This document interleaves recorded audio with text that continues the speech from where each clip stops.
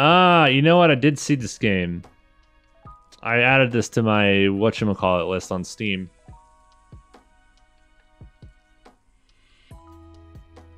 Yeah, down. I'm already down. There is a game that does space combat pretty well called Children of a Dead Earth.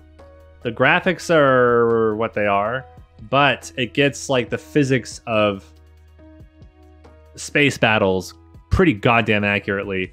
Gotta deal with heat rejection and your radar signature and all kinds of interesting stuff and orbital mechanics and physics reference frames. It's got an n-body type simulation in there for physics and stuff instead of using patch comics like KSP. So it is a really interesting game. It's pretty cheap too. I would recommend you guys try it. It is definitely a very cool game. So where we left off is we picked up some min-miss missions, and I believe we also got the Eve situation. So I would like to do this min-miss outpost mission. I'm not sure exactly how I want to do that yet. We can do this satellite repair real quick. Let's do the satellite repair. Better call Soul. What's up, Nevio? How you doing, buddy? Grover Shork. Rainlight, hello. How are you, man? Rainlight, this game Starbase has been sucking me in, dude. It's dangerous. It is definitely getting extremely dangerous. Dude, it's so good, man. I'm having such a blast with it. What does it want us to attach? Attach a Mite solid fuel booster to the spacecraft? What? This isn't even our crewed vessel. Yeah, that's the Mark 1 pod. Where is the actual Mark 2 pod? This is why I really don't know if I want to keep the stock version of this. I think I want to get the Craft Manager mod because it lets you sort by date updated. Oh god, that's even still the wrong one. Which one was Starbase? So many games with almost the same name. So Starbase is like the Space Engineers meets Space Engineers meets Stationeers baby kind of situation. God, I really need the date updated on these. I don't remember which craft has the 2 crew pod on it.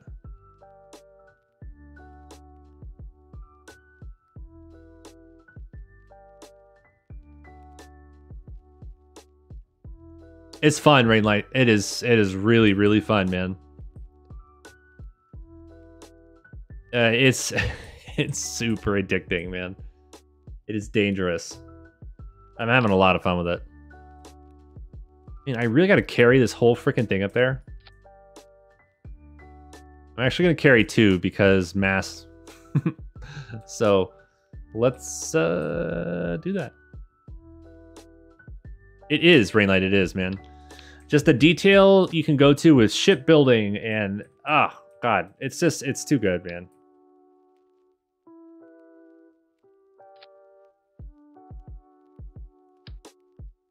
I'm going to put 2 on here just because of mass. As far as arrow is concerned, I don't have anything that can be a nose cone for that. Sell me on Starbase, please. Okay, so for you, Mason, you know Stationeers, you know Kerbal Space Program. It's like Eve meets Stationeers for people who like Kerbal. And the other 2 as well. The shipbuilding is incredibly detailed. The gameplay is fun. It's a player-built economy. There's no like devs nudging the economy a certain way. There's PvP, there's guilds, there's pirates. The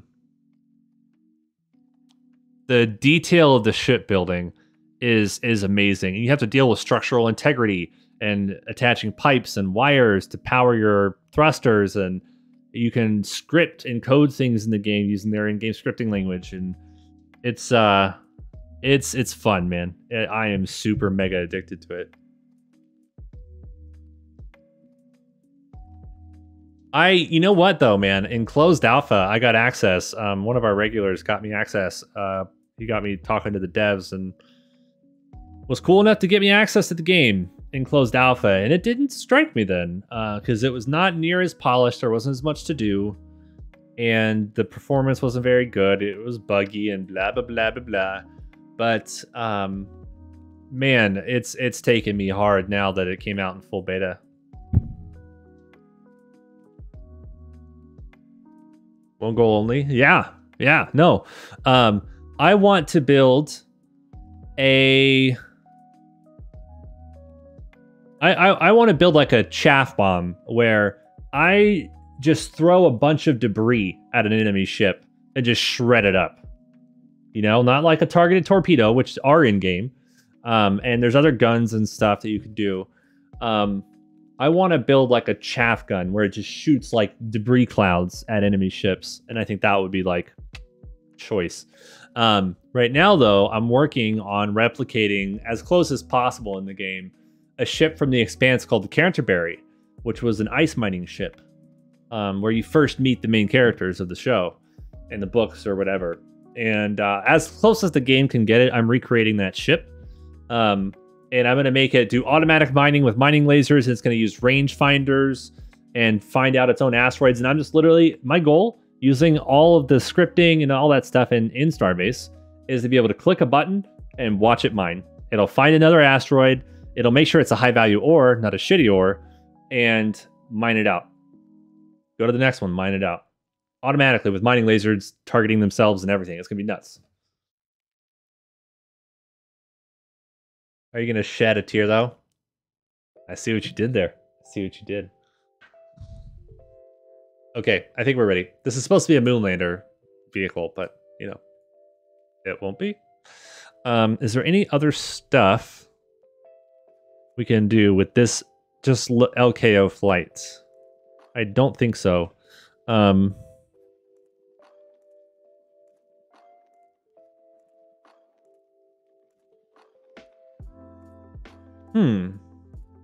Trying to sign in from another computer on my Gmail. No. Since it wasn't from you, it was blocked. Got him. That's a bit concerning. I'm going to change my Gmail password, guys. Give me a second.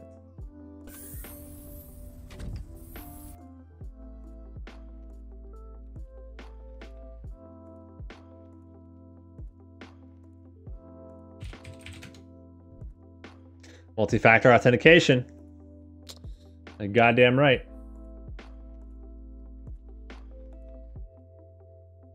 That is exactly why you should have multi-factor authentication.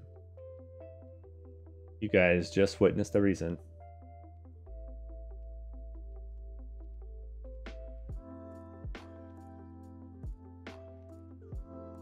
Where the hell do you even do that in your account page? Oh, here we go. Oh god, I don't even remember what it is. Oh, this will be fun. Yes, this one is actually me. Thank you. Put in my phone password. Hello, phone. Thank you. Yeah, that's me. I promise, that's me. Don't worry about it. Oh, cool, because of the MFA, I don't have to remember what my password was. Sorry, that was me logging in. Just had to make sure that you're staying safe. Dang, I have to change it from password with $signs as the S's. Darn. It wasn't that. Yeah, I literally forced a guy to change his password today at work because his password was password. That was exactly what it was. No special characters. That's just what it was. Yeah. Anyway, God, what do I want it to be?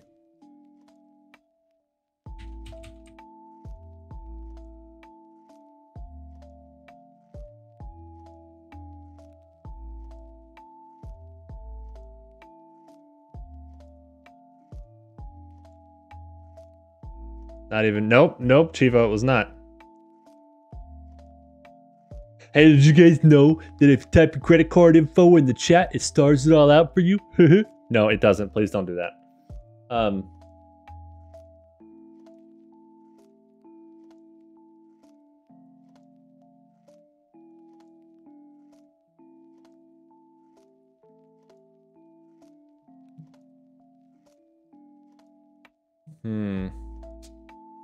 Interesting. I know that login on the Mac. That was Diane doing some credit stuff for us yesterday. Weird. Okay. Well, the password's changed, and that's what matters, so we're good.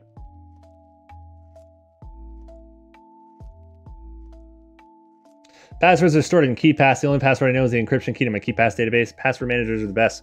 Yeah. We use, at work, we use what's called single sign-on authentication. So we have one account we sign into that authenticates to all these different services that we use to do our job in IT. So not everything can tie in for the single sign-on stuff, the SSL that we use, but we utilize it where we can. Password managers with 2FA. Oh yeah. That's a solid password, though. I mean, like, no symbols. Didn't even spell it backwards or anything, man. It's like, come on. Come on. Okay, so this is an expensive flight for what won't be a very high-paying mission. So I think for this particular one, we probably take that off to save some cash. Where else can we shave some cash here on this flight? Because we're just doing this in Kerbin orbit. So let's remove this. I kind of think we can remove like an entire stage here. I think we can just do this.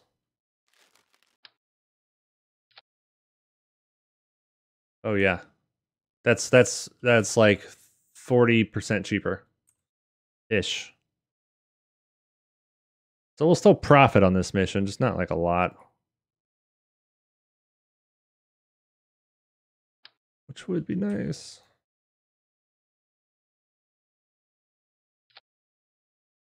I hate that we have to carry these things.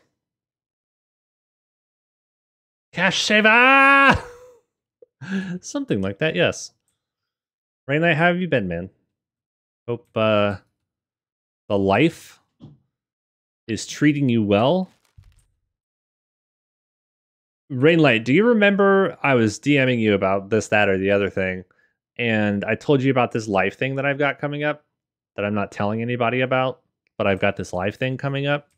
That's going really well. Some big things are happening.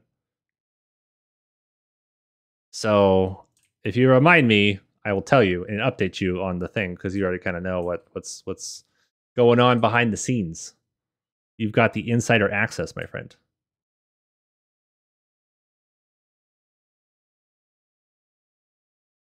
YouTube. Hello? Harris Heller playlist. Hello? Maybe don't stop. You know, that would be good. Oh, you know what? It's probably because of the sign-off thing. Yeah, I think that's why that stopped. So high have I pointed out for that OnlyFans sub. They almost made me delete my account, but they reversed their decision today. I don't know if you guys saw that news. But they reversed their decision today. It's like, you were going to stop the whole reason why your website exists. Let's see how that works out for them. It did not work out for them. They didn't do it. Okay, I think this mission's ready. Let's go. I don't want to save it specifically, because we need that lander build anyway. Was reminded of something cool recently, so I had to make it.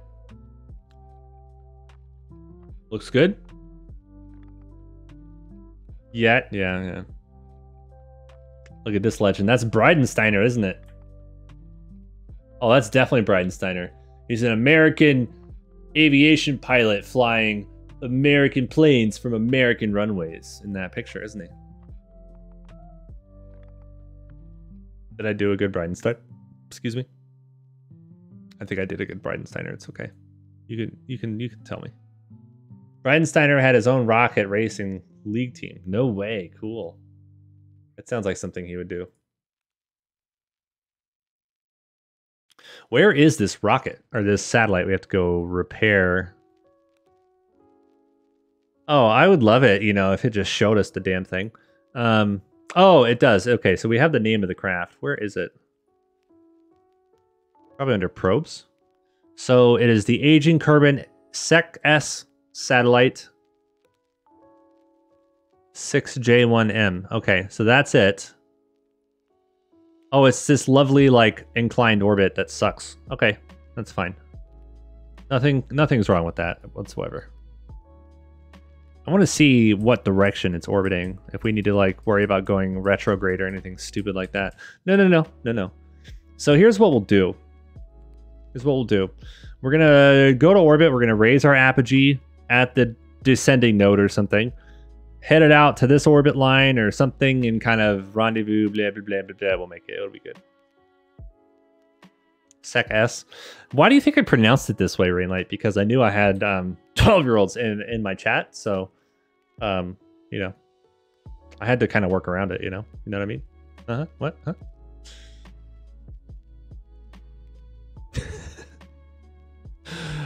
This is also coming from the guy who on the whiteboard in our kitchen draws dick butt like every other week. So I kind of have no room to talk, actually.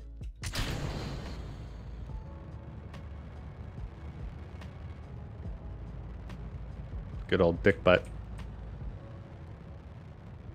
How does Dobby feel about that?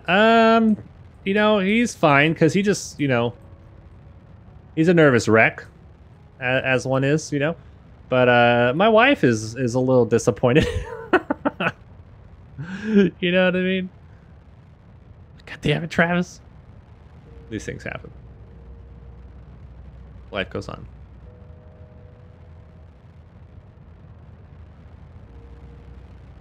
I really hate that I have to have these things. Like, I really hate it. Just saying. Okay, but do you cry when someone starts cutting up a zucchini? Okay, so Dobby, for some reason, is like rapidly obsessed with zucchini. Anytime we're cutting something in the kitchen, I swear to God, he's got like an uncanny... He's got an uncanny, like, zucchini detection nostril situation. Because he will just sprint into the kitchen and scream, doing the meerkat thing like this the whole time. Just screaming, crying. And I swear to God, it sounds like he's being beat. Our neighbors must think we're, like, abusing him. That's what it sounds like. We're not. I'm just cutting a zucchini on the cutting board. That's it. That's really all it is. Well, there's food there. Yeah, there is. He's a nasty little bitch, that dog. Yeah, no, he's never been fed. Never once. So...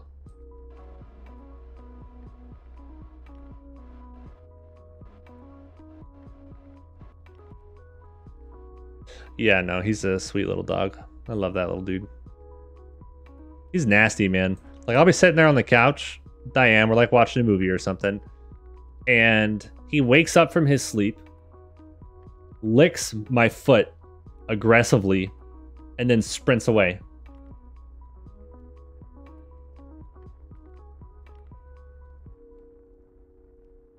It's a weird dog, man, I'm telling you.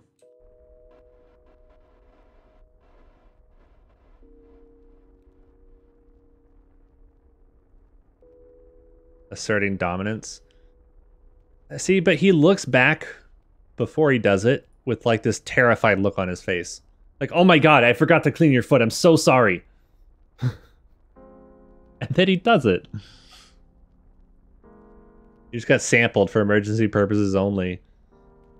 Yeah, Jesus Christ. Oh, he's a nasty dog, man. I love him, but he is nasty. Mouse, our smallest kitten, she is daddy's girl, okay? So she comes and sits in my lap. Like, she doesn't not love Diane just as much as me. It's not an amount of love, but she spends a lot of her time with me. And so I'll be sitting there working, and she'll be in my lap sleeping or something. This is a cat, by the way. And then she'll like wake up from her sleep and do the cat arch thing where she's like sticking her butt way up in the air, you know, and farts on me. Like actual, I can hear it fart, not just I smell something, and then bolts out of the room. Who gets farted on by their cat, man? Seriously. She got you. She did. She farts on me all the time. Know your place, peasant.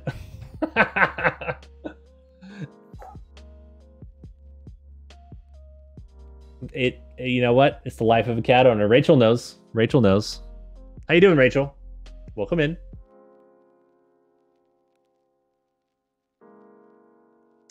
Yeah.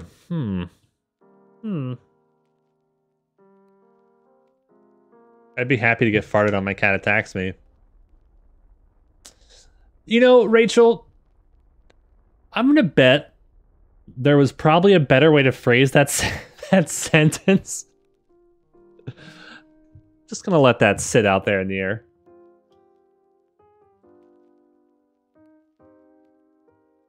Okay, so we have a relative inclination of only 21 degrees, so that's not too bad, actually.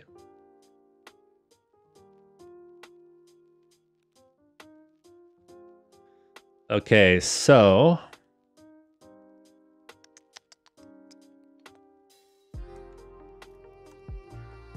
at the next node, let's do a thing.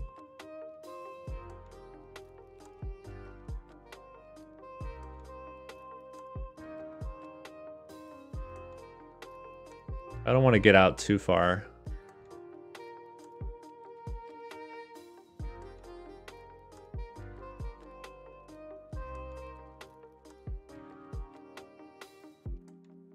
You know what?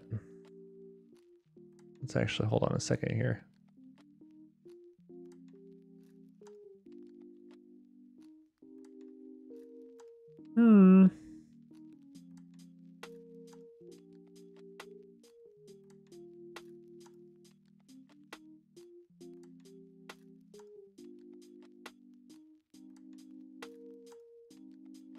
Yeah, that should be fine for now. We'll have to do some plane changes and stuff, of course, but all in good time. All in good time. We'll do that. Might not have enough fuel, actually. Hold on a second here. I wonder if we can just straight up maneuver directly to it. What's that going to cost us? Probably a lot. 1,000. Yeah.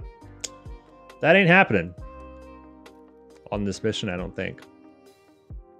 Because we would have to do a pretty hefty burn. That's a 700 delta V relative speed.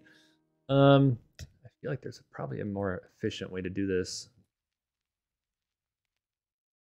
Yeah, it might have been a mistake flying the cheat mission on this, actually.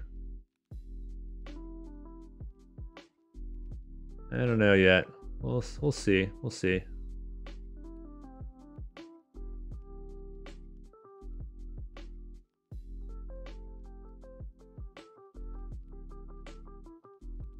Let me at least, let's do this burn.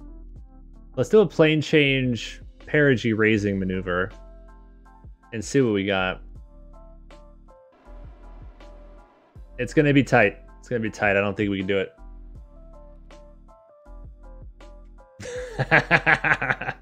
Rachel, you've been immortalized. You've been immortalized in QuoteSpot. My little JavaScript bot that I wrote. It's a JavaScript, AWS light cell. It's nothing too fancy. MySQL. Very simple little thing.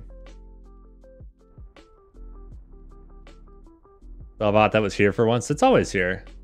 It's had a few outages, but generally its uptime has actually been pretty good. Generally.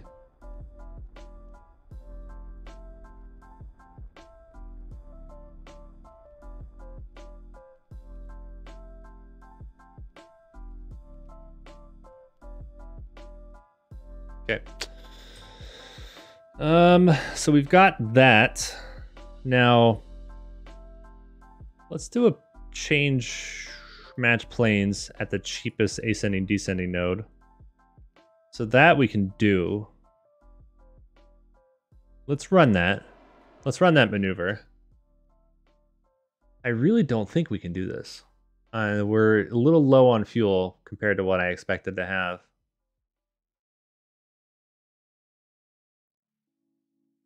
Nice, Chivo. That's cool, man. Chivo, what do you want to start streaming, man, when you do? It's tough, man. It's challenging. It's not easy. Audio and lighting are the devil. But, you know, it's a fun time.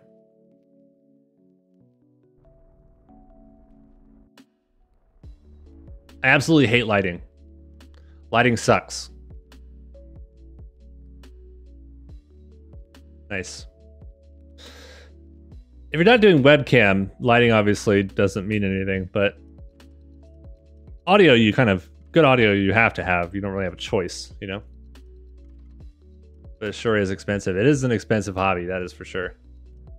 Luckily by now, the awesome support I've gotten from everybody has recouped my investment. And has kind of gone into a fund for future ones. Next one I want to get is a better camera, because this one, it's a Logitech C922 or C920. It's one of the best USBs you can get before you start to go to like a mounted DSLR and everything. But it's still kind of like pixelated and stuff. Its sensor isn't very big, so I need something better, but that's not a necessary expenditure until that fund gets a little bigger. But this works for now, you know, so it's all good. Lighting will come. Lighting can make a crappy camera look good. Lighting is almost more important than the camera itself, honestly. Like a little clamp, like one of the lights I have is a little clamp on the back of my desk. It's just a simple little alligator clamp. And it's a ring light about this big. You can get ring lights. You should probably get them that are a little bit bigger.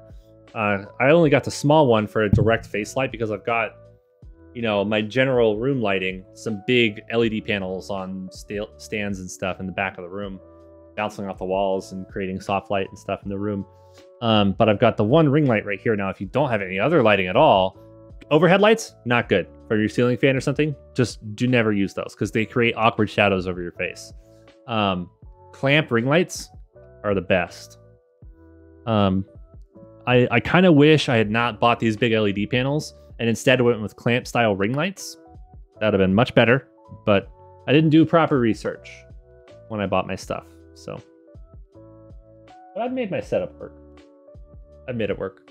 I have kind of a tight space, so I don't have a lot of space. It's best to have some distance between you and your green screen because it's easier to chroma key it out because you have less shadows and stuff. The more distance you can put between you and your green screen, the better. And you want to make sure your green screen is evenly lit as well. Like even mine's not that evenly lit, but it's all close enough. It's all close enough.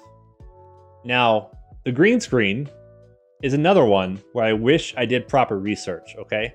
This is the cheapest one by far and runs circles around all the ones I've spent money on over the years. This is literally like 2 foot by 2 foot, like thick construction paper. $1 a piece. This whole green screen, which covers like a 10 foot by 10 foot wall, is probably like 30 bucks at most after tax, including the tape to mount it on the wall. I have spent like 100-ish on one green screen. I had like those chair ones that snap to the back of your chair. I had like 2 of those at one point. I've spent hundreds on green screens. And big, thick construction paper is the best one I've ever had. From like an arts and crafts store. I'm still a little salty about it, actually. Yeah. Green screen version like 6 billion. Yes, it is, actually.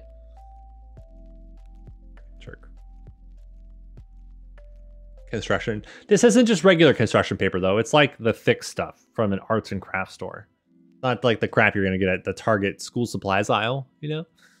But, yeah, no, this mission's a bust. I didn't pack the right kind of vehicle for this, unfortunately. This required too much of a plane change and everything. So let's change perigee and go home.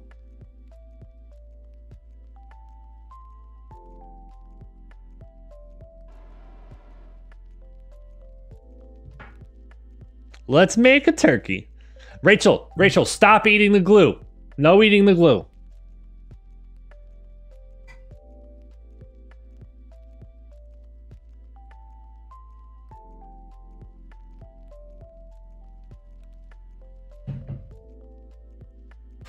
But it's good. Forbidden snacks. That's a funny subreddit to go through sometimes.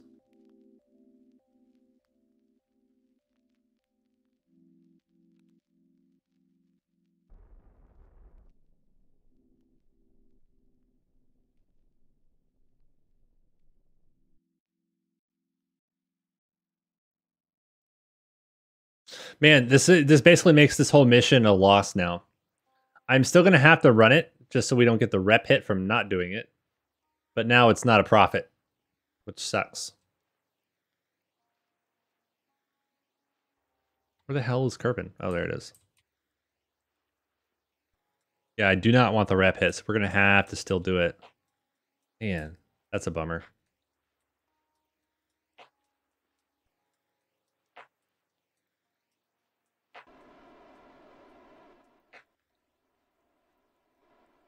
Nah, Chivo. Not even close. This one will be fine. We're also going to do a little bit of a burning here. It's not going to be much, but 196 delta V to cancel out some of our speed. You know, be a little bit.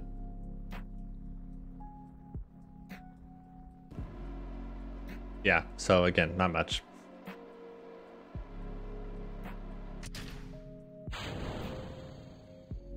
And we'll get a little bit of like a 15-degree lift going as well.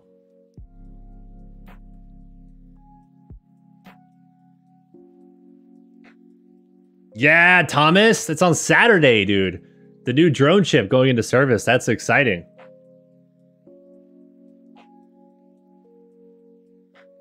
Why is the pod getting hot? Oh, because it's in the airstream. No wonder. Let's just watch our critical thermal percentage down here. If that gets too high, then we'll pitch back to a ballistic reentry. Well, let's see what kind of Apollo-style reentry we can generate here. It would be nice if we can get our vertical speed up above 0, which means we'd be climbing again, skipping off the atmosphere. Our critical thermals are already falling. We're good.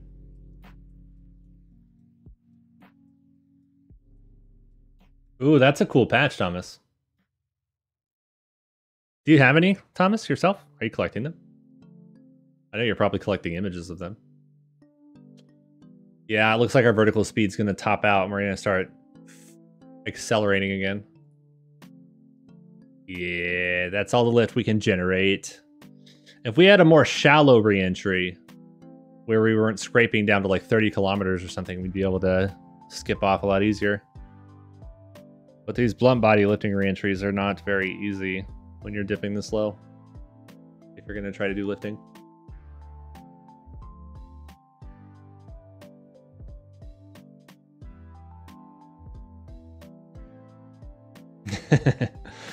That's also the plight of a West Coast streamer, Chivo. These things are something that us West Coast people deal with, man. It's all good. You do have patches? Nice, nice. I wonder if SpaceX is going to do patches for the first orbital flight of Starship for the flight test. For Booster 4 Ship 20. Like official patches. Because I'm freaking getting one, man. I'm going to try to go watch it too. Things will have to fall into place IRL for me to make that happen, but I want to try.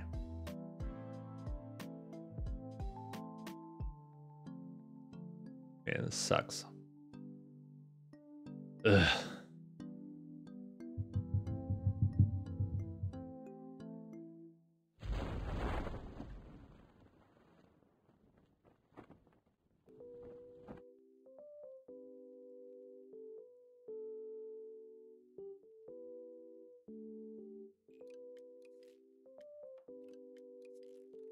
Too many parachutes. Let's cut them. 6 meters per second. Yeah, we'll leave that. This 2 is fine. And we have touchdown. Okay. Now, let's just put them back in the heavy variant of the rocket with the upper stage. Just get this mission out of the way. Why not, Thomas? Were they like sold out or something by the time you tried to get them?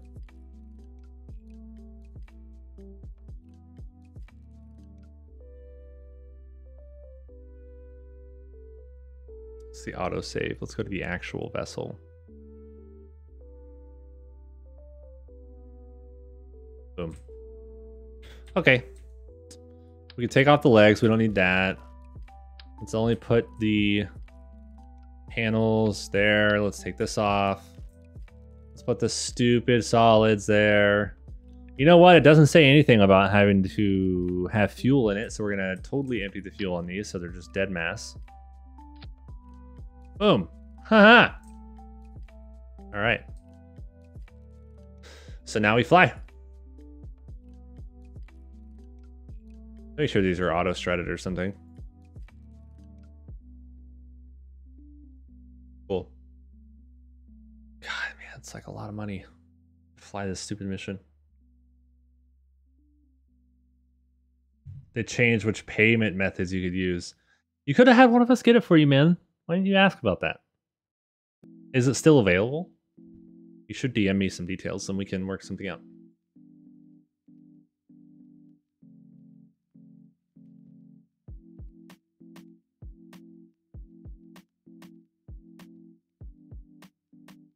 If it's still available for purchase, of course. Not much I can do if it's not.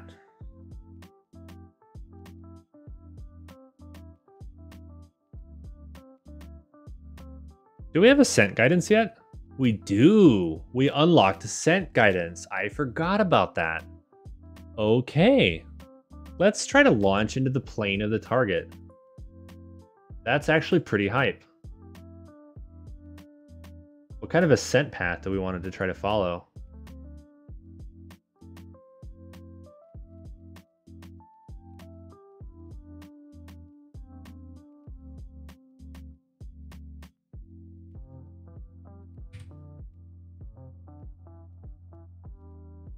Yeah, sure. Let's see how that goes. I'm so used to the RO version where it does the primer vector guidance, but that you can't do that in stock. So stop at stage 2, I guess, if we need it. I doubt it's going to need to get all the way to stage 2. Auto stage looks good.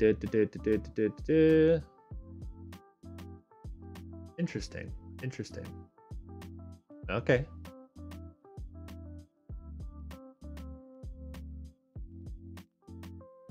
There's nothing where it talks about like coasting or anything, which is interesting. I would have thought there was like a forced coast or don't allow coast or something. Yeah, we'll see how this does. I forgot how the stock ascent guidance works. I've been doing great, Shermy. Schmermy. Dude, I hope you're doing good, man. How's school going? What you taking? What's your major in school, man? I know you told me a long time ago. Hope you're doing good, dude. I forgot we unlocked ascent guidance. This is awesome. I want to see how well it works. Watch, it's like ultra terrible.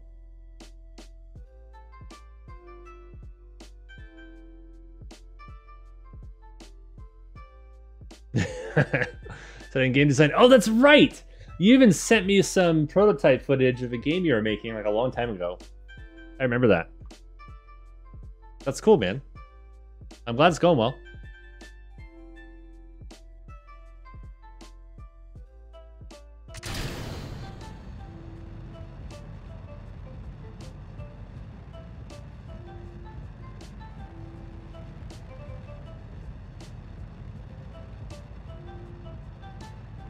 Oh yeah, I'm sure. For most of a game's life, people don't know this, Shermy, But for most of the game's life, you're playing around with boxes in your game engine until you finally do an art pass and add models and animations. But before that, most games start as colored squares moving around, you know?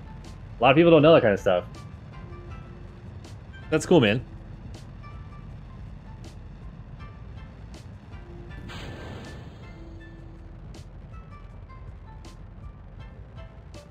So far, this ascent guidance isn't doing horribly. It's ascending a little too aggressively vertical. I'm not a fan of that necessarily.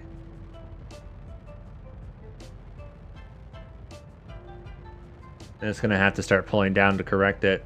I can already see down here that it's off its target a little bit.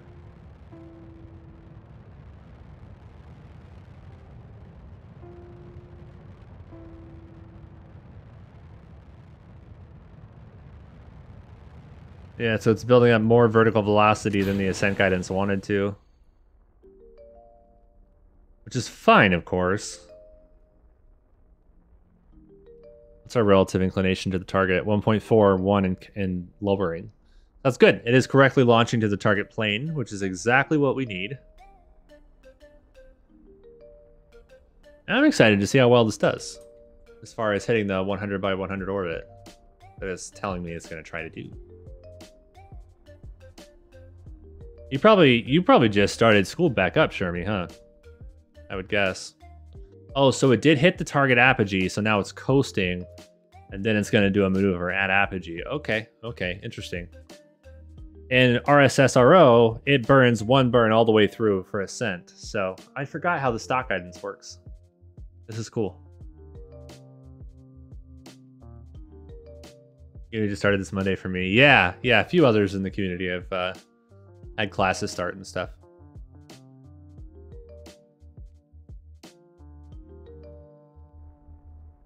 Shermie, since the last time you were here, man, I got promoted to team lead at work, so I got that going for me, which is nice. It's a small team, but I got that going for me, which is nice. We've had a lot of turnover, though. We've had people leaving. We got some new faces, but people, it's been kind of bad, actually. A lot of people have been leaving. Later, Chivo, get some rest, man. We'll be back here on Friday night, okay?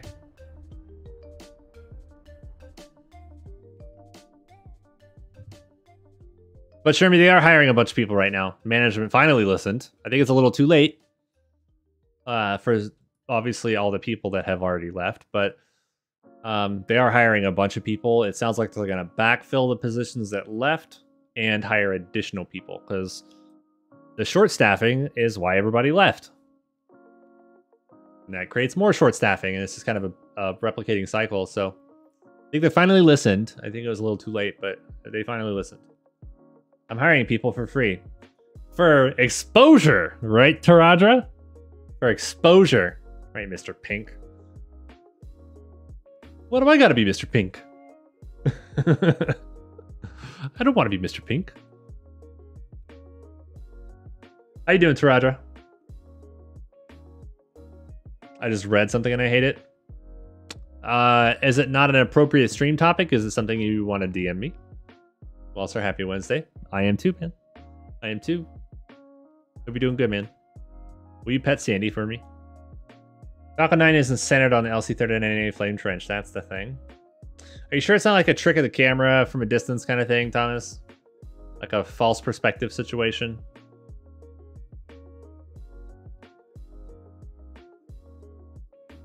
Roger, do you think I have enough communications, by the way?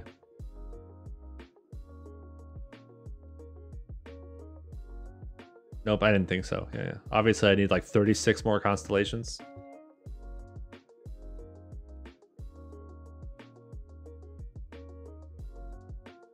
No, that's definitely not centered, Thomas. You're correct. You are exactly the kind of person that would be super bugged by that, too.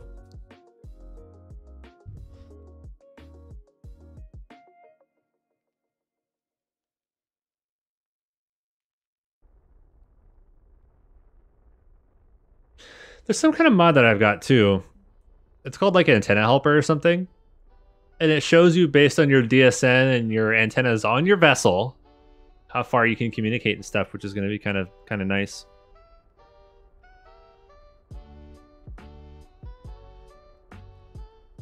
Pad needs to be rebuilt now. Jesus Christ, Thomas.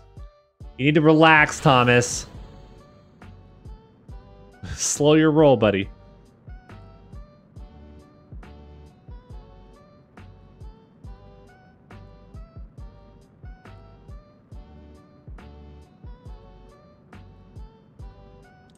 Taradra, this game Starbase, man, it's got me. Dude, it's got me by the balls, man. I'm sure you've heard all about it. Do you have any inkling to play it on stream or off stream? Maybe not a stream game, but for like a personal game kind of thing? As I always say, Taradra, maybe you can correct me if I'm wrong, but I think any streamer who enjoys video games should probably have a game they play to themselves, at least off stream, you know? Just so it's like none of the pressure behind streaming it, you just get to enjoy it, you know? Maybe you have a game like that, or not.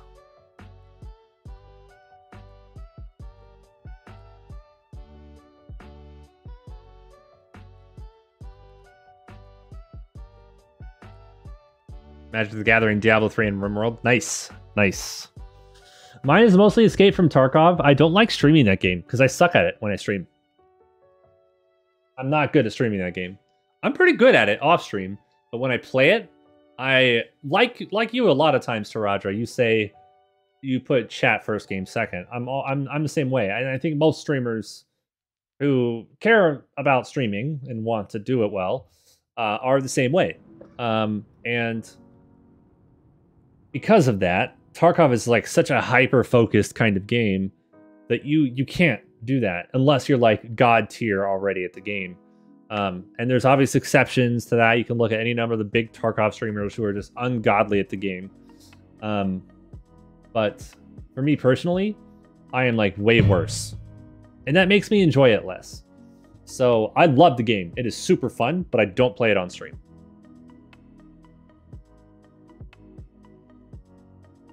I don't enjoy streaming it.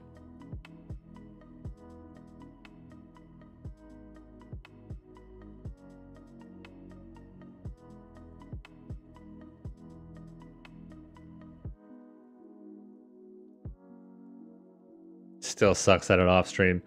Everybody sucks at Tarkov. The best players just suck less at it. It's a punishing ass game, dude. It is such a rage-inducing game. It really is.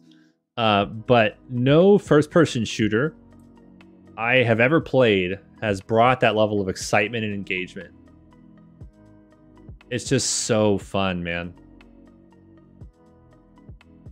Again, it's rage-inducing. Ultra rage-inducing sometimes, but it's really fun.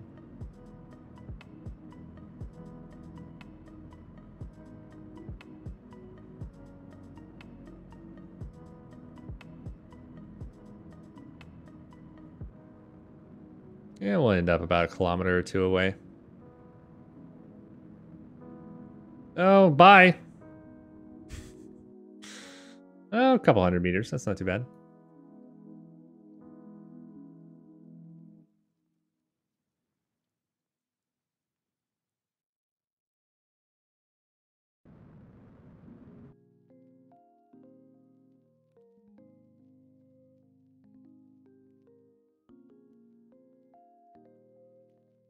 There's a big satellite there having me attach this part to. Interesting.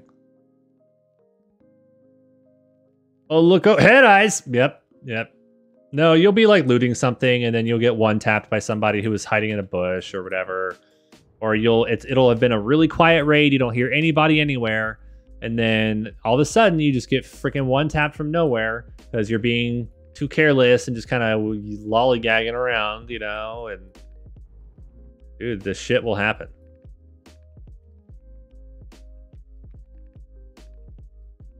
But even with all that said, man, nothing comes close to the experience of that game.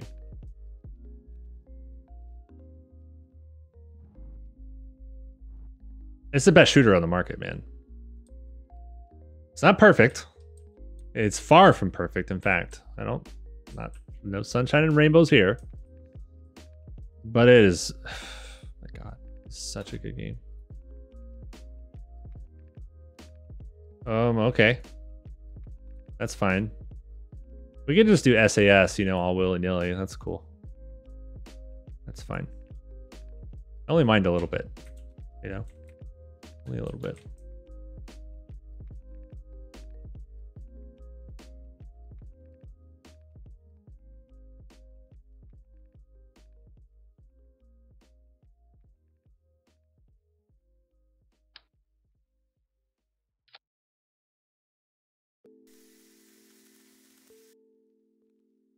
Got him.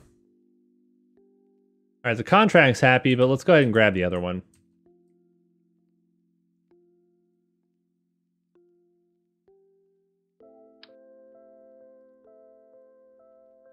Put that there for a second just so we can reach it.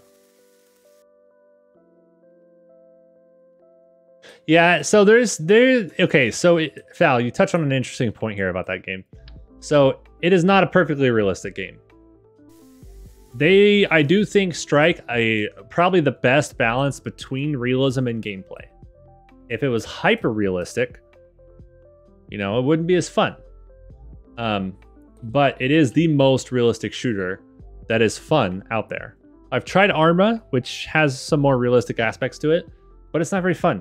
I found that game actually kind of boring, to be honest. So let's try something a little lighter, actually. Let's try like a 45 degree or 45 kilometer.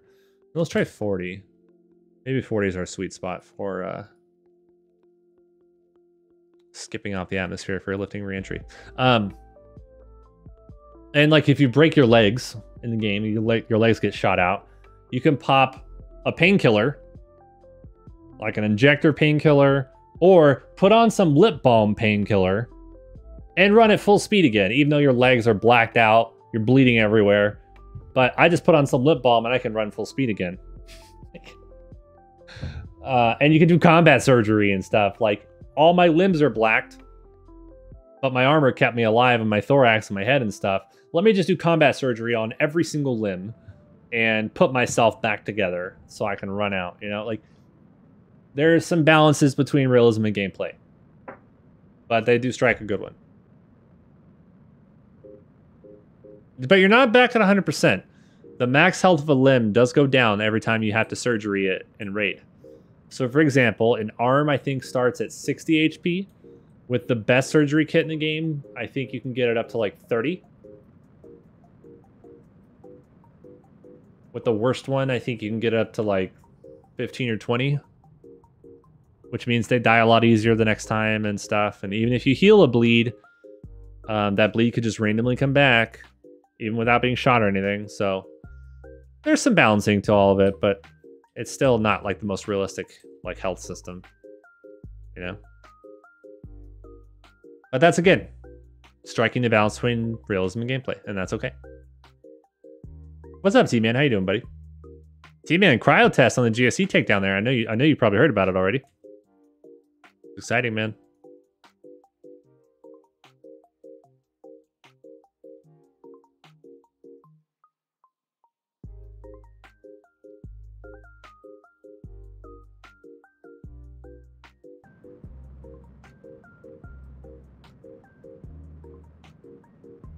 We're going to burn off what fuel we have.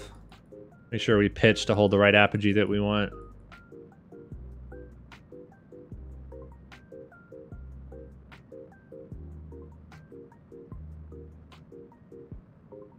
What's interesting is this new Battlefield game coming out is supposed to have a Tarkov mode. Like a fully fledged Tarkov style gameplay mode. Where you go into a mission and you have to bring all your stuff with you. Your ammo, your meds, your guns, everything. And there's extraction points, and if you die, it's full loot. People can take all your stuff. And you can insure your gear, so if no one picks up your stuff, you'll get it back. And all kinds of stuff like that. And it's supposed to be a competitor to Tarkov, this special mode in the new Battlefield coming out. I'm not really a Battlefield guy after they changed everything to be like Call of Duty, but this Battlefield game, 2042 or whatever it's called, seems actually okay. because of the Tarkov mode. So I'm going to wait to see reviews and stuff of it, but if it's cool, I'm going to pick it up. Now, Thomas, you're right. Most of the game does look like garbage. It looks like your typical Call of Duty crazy battle stuff, right? But get that perigee back up to where we want it. The Tarkov mode is what I'm excited for. And I want to try.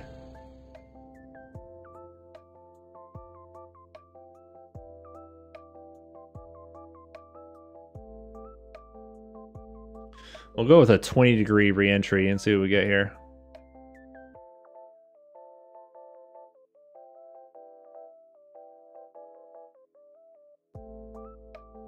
That looks like a lot more like a 45-degree re-entry. There we go. But yeah, I'm like an old school Battlefield guy, man. I remember playing Battlefield 2, the best Battlefield, man. And then all after that, they started coming out with like Bad Company and 2 and all that stuff. That's when they started to try to copy Call of Duty style of gameplay. And Battlefield kind of went down the shitter from there. But this one seems to be kind of taking more of that back, which is kind of interesting to see. We'll see what happens, though. Might be a big nothing burger. It'd be just as bad as previous Battlefield titles have been lately, so we'll see.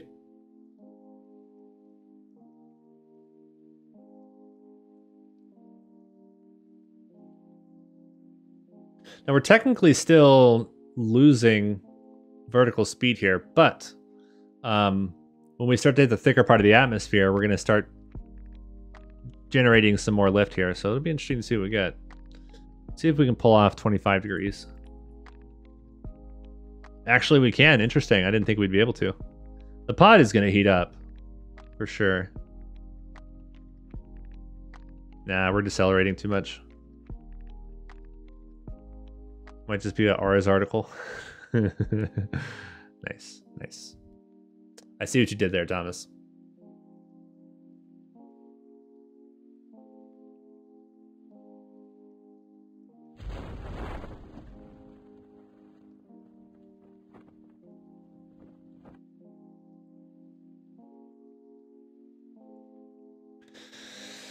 Oh man, he was all tweeting about a bunch of bullshit again today, Thomas. I'm sure you saw all of it. It's like, man, he just wants drama to stir up clicks and stuff for his shitty articles that don't have any evidence. Very disappointing. Yeah, yeah. There's a difference. Like, you could report on the news without trying to use it to stir up drama. The guy's journalistic style is all about drama, which is annoying. And the whole taking sides thing, that he's very, very biased. It's impossible to remove bias as a journalist, but his shows really aggressively.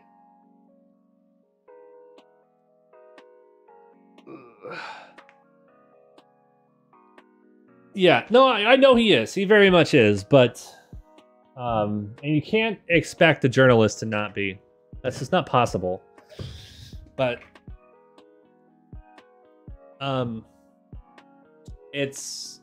you're supposed to kind of take steps as a journalist to reduce that where you can, and it's obvious that he doesn't.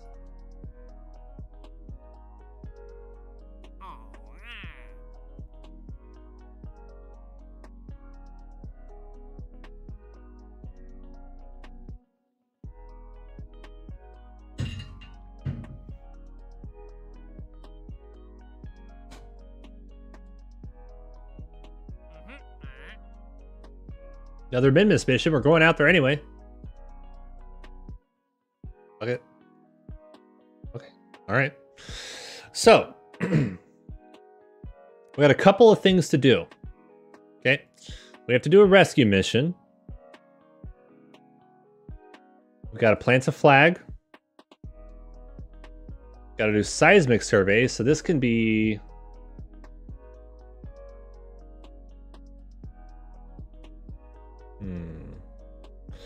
We can pick up this Kerbal.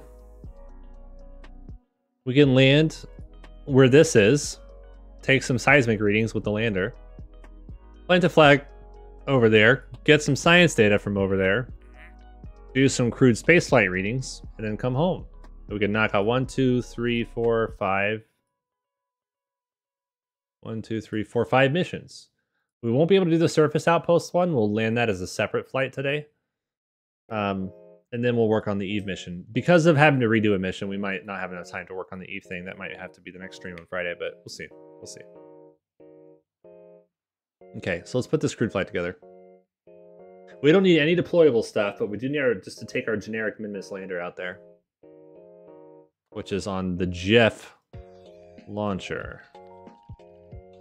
It's a more expensive launch by far, but we have insane amounts of Delta V.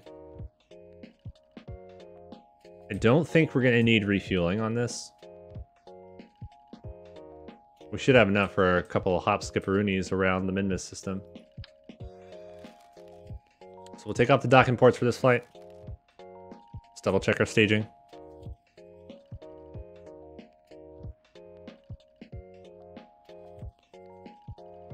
It's actually perfect, okay. Got RCS and all the things, and we are good to go. Make sure we only take the pilot with us though, because we're rescuing a Kerbal on this mission, so. Got the solar panels, decoupler, heat shield, yes, parachutes. I'm just double checking things. Blah, blah, blah, blah, blah, blah, blah. Okay, we're looking good. Let's do this.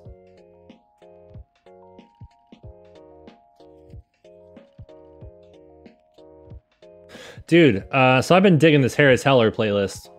Big time. Stream Beats. It's a playlist he wrote. Did not copyright anything. Over 200 songs just for streams and YouTube stuff. The last two KSP VODs that have gone up onto YouTube haven't had a single song claimed. When I used Pretzel Rock on the one before that, Pretzel Rock, I did not know, had a safer YouTube button. I still had one claimed that day, but that's still a lot better. Still a lot better. But the Harris Heller one is a lot safer, I think, just because it is specifically written for that reason, kind of thing. So it is what it is.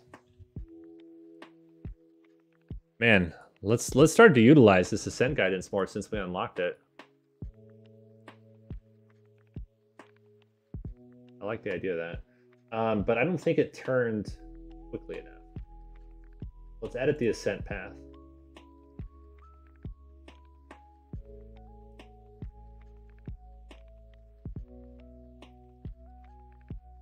Have it turn it slightly more aggressively. Something like that. Yeah, there we go. Later, Thomas. Have a good night, buddy. See you soon, man. We'll be here. All right, let's go. It'll be interesting to see how well it targets that flight path. It's a totally different rocket than before, too, though, so I have no idea how well it's going to work.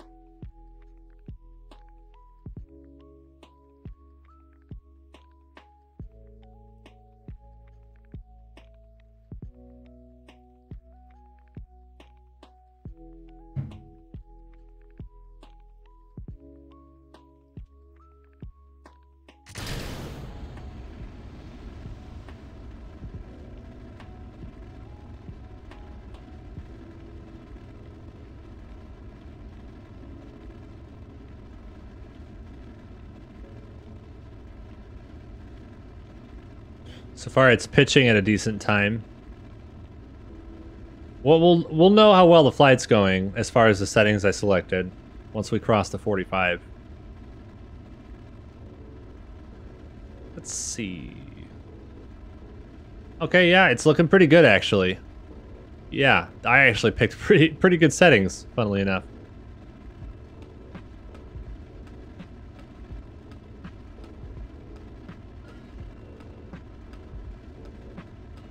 Nice. Yeah, we're looking good.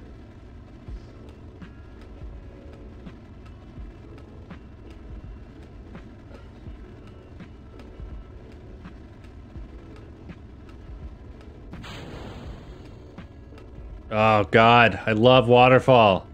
Just look at it. Just look at it. Oh.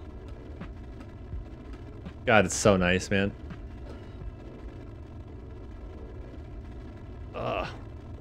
Oh yes. It's good.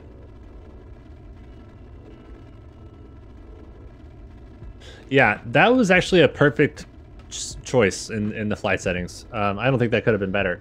We're almost following our ground track perfectly as well. It's dipping a little lower than it planned on, so I can tell that it's pulling up on prograde there a little bit. Try to get it back in line with the target trajectory.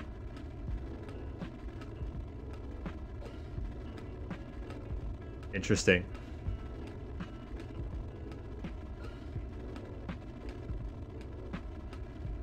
Yeah, we're going a little fast for how low we are, to be completely honest.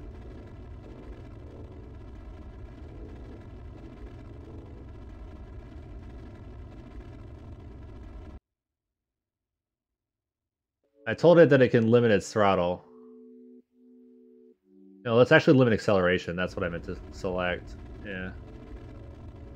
Limit the G load on the crew if we can. Dang, yeah, well, this is not a very good flight, actually. I'm traveling way too horizontal for how low we are. Yeah, no, this is not good. I'm burning my once per week revert right now. I'm burning it for this. I don't want this mission to go bad. So, since we just burned it, today is a Wednesday, so I can't use it again until next Wednesday. We gotta change that flight shape. That's not good. That's bad, actually. Let's turn that back to like 30 or so. Yeah. Yeah, the 26 or whatever it was just way too aggressive. Let's tell it to just do a flat 30. The turn-in altitude at our target altitude of 100. And that should be much, much better. Excuse me.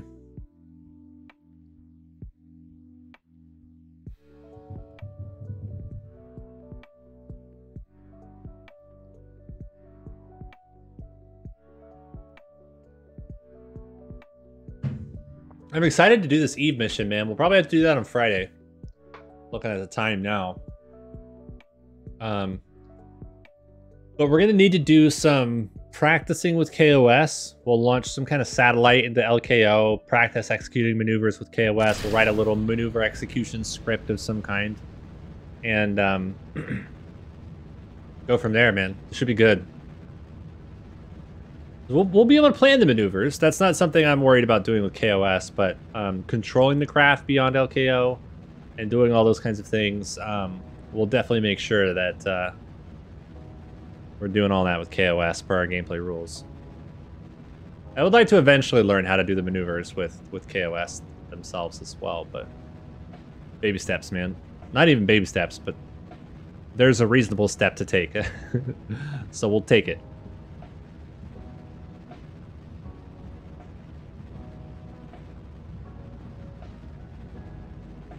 Yeah, we're already looking a lot healthier and loftier here, which is definitely good.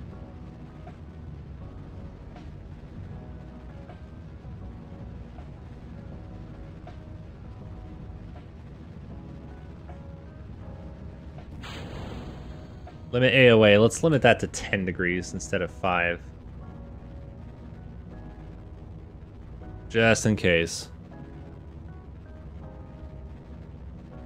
Yeah, we're catching up to our apogee, which isn't good. Let's adjust that turn angle here. I'm getting a little nervous about this one too.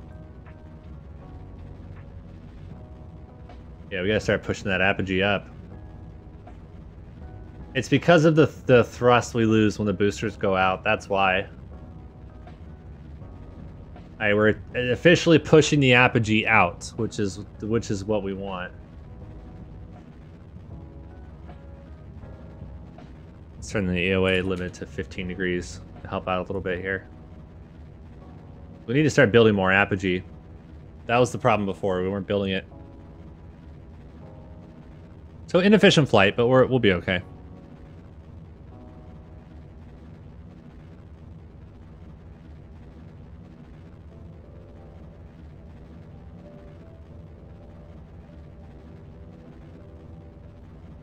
What's our critical thermals looking like? Okay, only 26%. Yeah, we're okay on thermals. Okay, we can time warp a bit here and be okay. So now it's pitching back down because it's kind of caught up to its trajectory that it wants. Okay, okay. That's fine.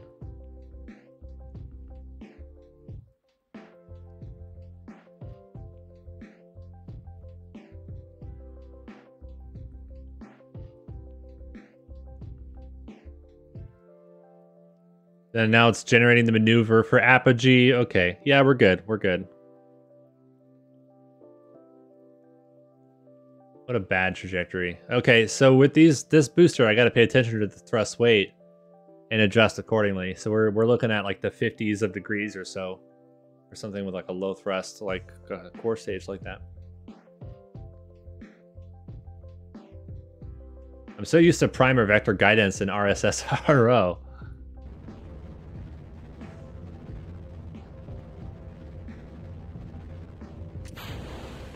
And we are good. Okay. All right, let's go to Mimus.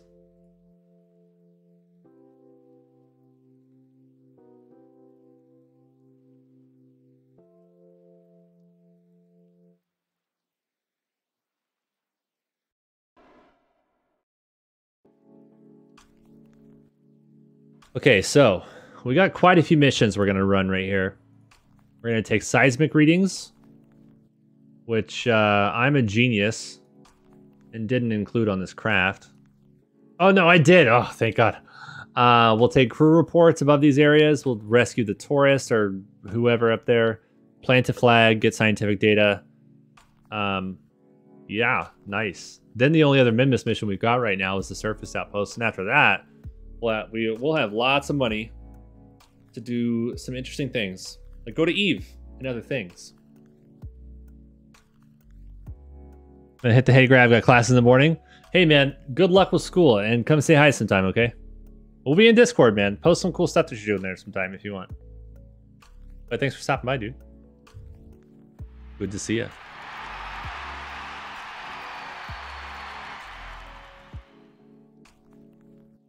Yep, that bot is getting banned. Goodbye. That's those stupid bots that are tricking people to click on their channels and stuff. Don't click on that name at all, guys. I've gotten 2 of them already today. It's like grabbing people's IP addresses and stuff. Who knows why.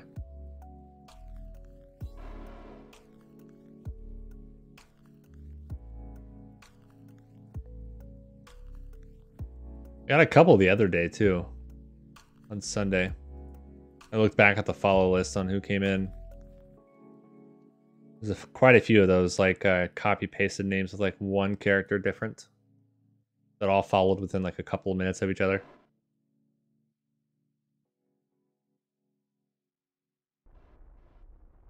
Let's do it. Let's go to Mimus, man.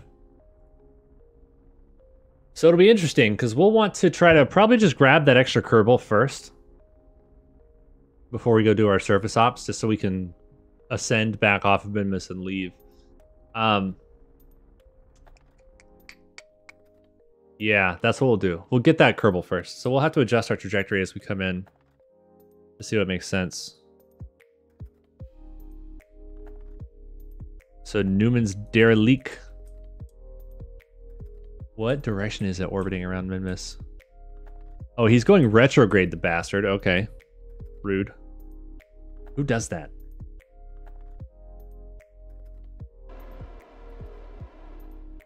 No, sure, it's all good, man. No worries. You be as active as you can, as often as you want. Whatever works out for you, man, is good with me.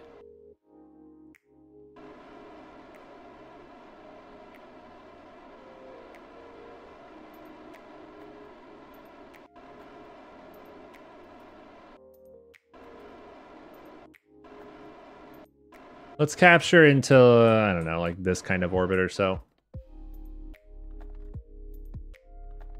Yeah.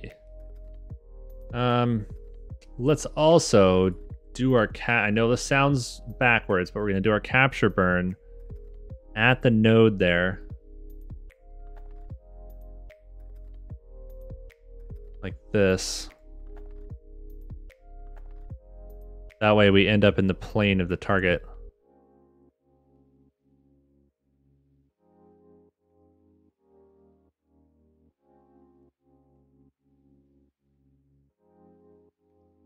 Boom. Make sure that's a 0.0. Beautiful. Beautiful. And then we'll circularize. We'll burn here. We'll circularize at that apogee. And then we'll be in a nice phasing orbit underneath the guy. We'll go get him, go down to the surface, land, and do all of our shenanigans. Easy peasy.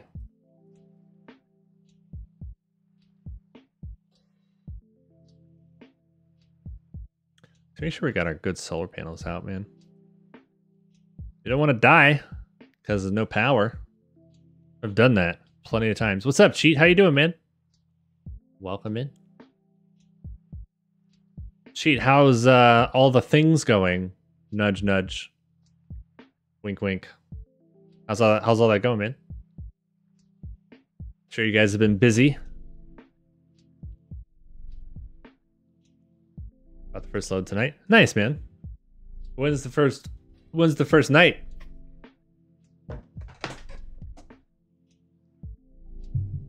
You guys, Cheat is literally going to be my neighbor.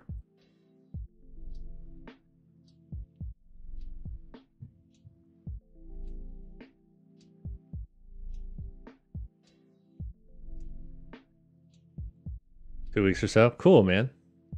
That's exciting.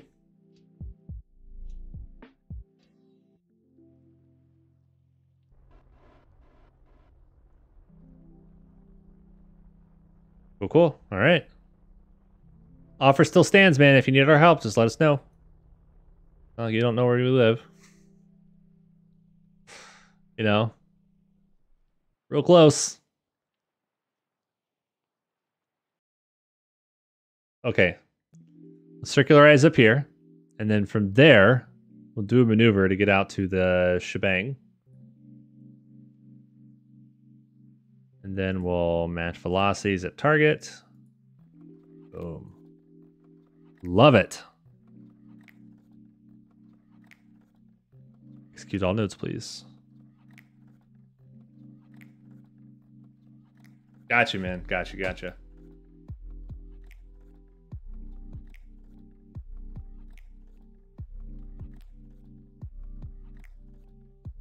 I will help you with that. I'll drink a beer. You can have the wine. And you know what I'm going to do? Because you're going to live down the street, I'm going to open my beer. I'm going to drink it on the way to your house. Walking down the street to see you. Because I can.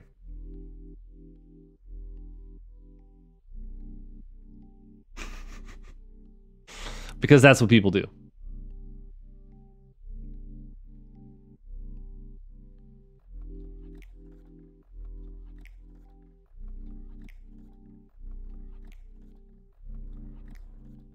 Gotcha. Sounds good. Dude, can we start doing, when you live down the street, can we start doing like Saturday morning coffee and doggo walks?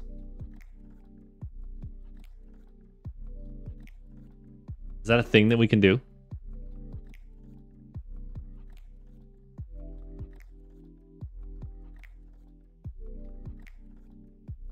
I feel like that's the thing we should do.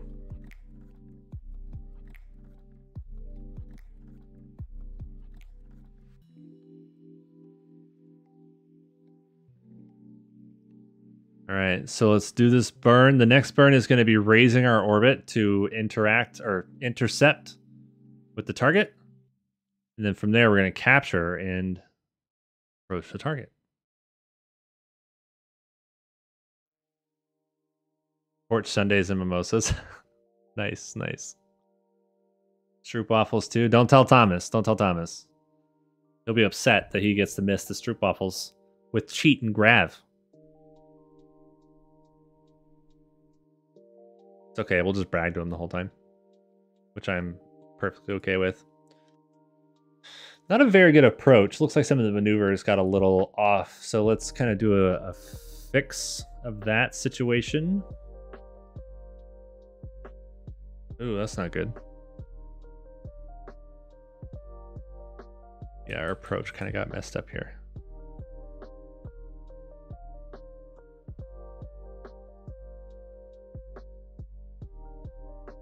Yikes. We're only wasting like 30 or 40 delta V this way. It's not optimal by any means, but it'll be okay. Now we can approach the target. Dude! No way! Can you DM me where it is? I knew you were doing a thing, but I don't know where the thing was for. That's exciting. I'm opening up Discord, man. You better tell me. Why don't I have a DM yet? Oh, no way. Cool, man. Nice. Not what I... So that's interesting. You're going to work for the people who write Maria database, huh? That's cool.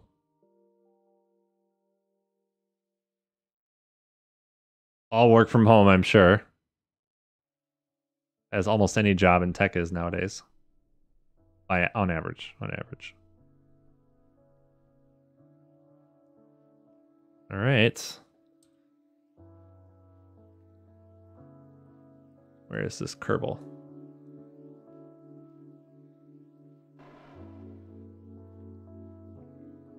Gotcha, man. Gotcha. That's cool, though, man. Proud of you. That's good.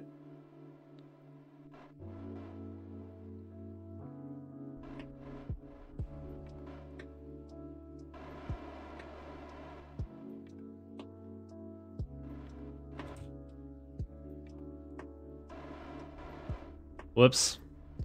A little too far.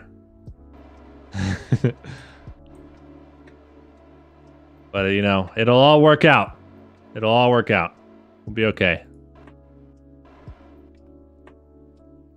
Just trying to kill relative target velocity here. We are all wildin', though.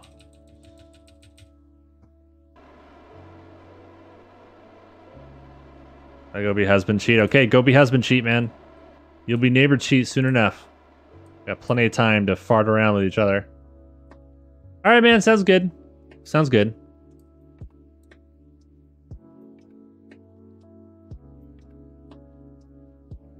All right. Let's go pick up the Kerbal. Then we'll go deorbit, do our thing.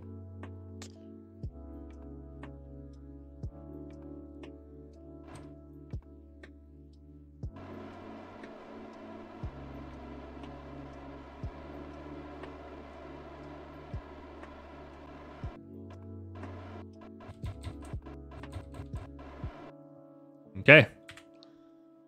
Let's get Neiman. Oh, he's an engineer. How convenient.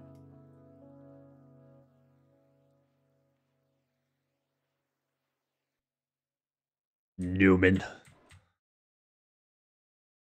I bet like a lot of Twitch won't get that reference. Newman. Okay, let's do it. Now, we have to read a couple of like crew surveys. It would be much easier if we did this when we were in a polar orbit. So let's go ahead and do that real fast.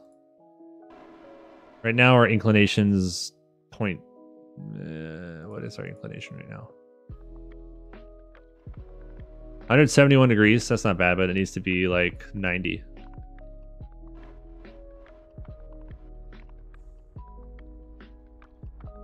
And boom. Then of course we're at like escape velocity now, so let's fix that. Hey K Hurley, welcome in, man. How's it going? Thank you for the raid, my friend. You were playing some Halo Master Chief. Nice, man. I think you were telling me last time, if I remember correctly, Hurley, you were playing some Reach. Am I remembering that correctly? Hope you had a good time, man.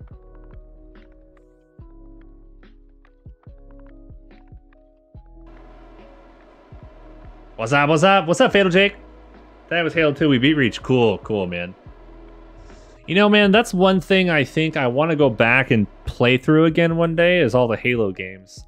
But that's an excellent story. The gameplay is cool and all that stuff. I assume one day I'll go back and play those games. It's just, you know, I got way too many other games lining up on the list, right? Too many. What save is this? This is our hard mode save in non-RO, Fatal Jake. So, Fatal Jake, if you're unaware, this new hard mode save is no gameplay mods, no live support, no realism stuff, nothing. I've got mods like Kerbal Engineer, MechJeb, and stuff, but the big one is kOS. So any uncrewed mission or no pilot mission beyond the Kerbin system must be done with kOS. I must code everything. We've already got a docking script done and completed and working. That works perfectly, actually. It could be optimized, but it works really well. What we're going to work on Friday night stream is a maneuver execution script, because my gameplay rules are where reasonable and possible to use kOS. So yeah, I'll plan maneuvers by hand. I want to learn how to do them myself, but I'm at least going to start out doing them by hand, but I'm going to make the code execute the maneuver perfectly. So that's going to be sort of our first steps with our interplanetary mission. So we have an Eve mission coming up that we're going to do, hopefully. And we'll plan the maneuver for it to circularize at Eve and everything. But the code is going to execute the maneuver. And we'll run some tests. We'll probably do pay for some flights in LKO to practice executing the maneuver and troubleshoot the code and stuff like that before we actually fly the real Eve mission, basically. But the visual updates in the anniversary edition are wild. Are they? Nice, dude. Like it looks like younger than you thought. I looked. Hurley, isn't that hilarious, man? Like, I'll go back and play games I played as a kid, and I'm like, there's no way this game was actually this pixelated when I was 5, you know, or 10, or what have you. But of course it was, and your memory isn't, you know, accurate to how it actually was and all that stuff. But every time, man, every time. It's actually hilarious. Like how accurately that describes my experience playing old games.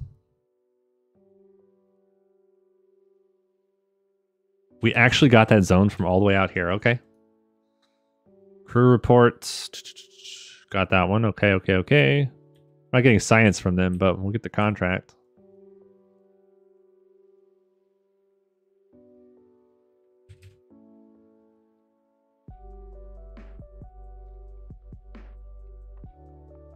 Where's the next one?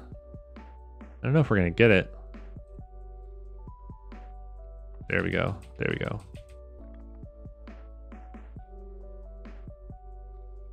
Yeah, we got that one. The other one, I think, passed under us. Yeah. Let's see if we can get it on the other side. Oh, no way, Hurley. That's actually pretty cool. In my head, it was 8K Ultra HD LG HTV RTX on. Yeah. With hyperpixel technology.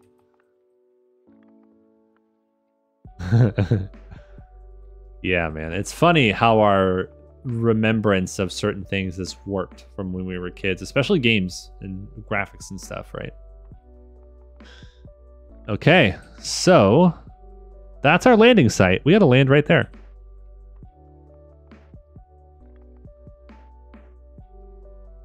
But we're going to have to wait for a better opportunity, I think, because we missed it on that go-round. I want to try it when it's over on this side of the planet. Allegiant, thanks for the follow, man. Welcome in. Hope you're having a good Wednesday. Okay, this is the orbit pass we'll do this with. So let's go ahead and plan a quick shmee orbit maneuver. Like so.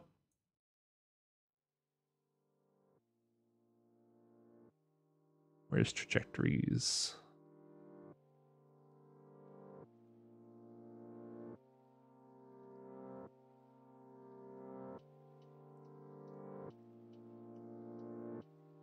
Boom, that should be perfect.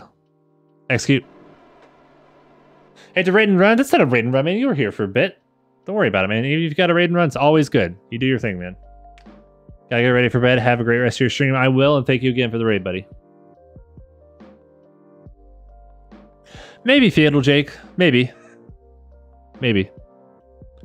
It got a little hard to manage, Fatal Jake. I'm very busy these days IRL, so that was kind of the limiting factor there for that type of stuff.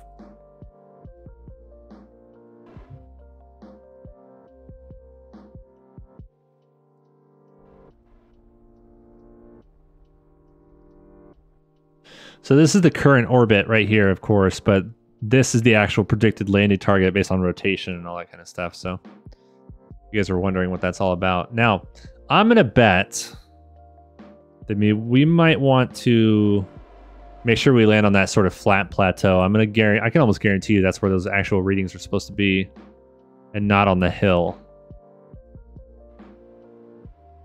Maybe Fatal Jake, who knows, man.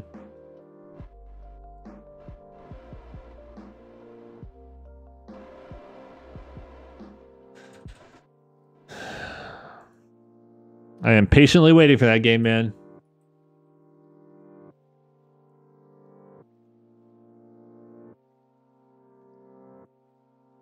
It's going to be a good game, dude. It's going to be a good game.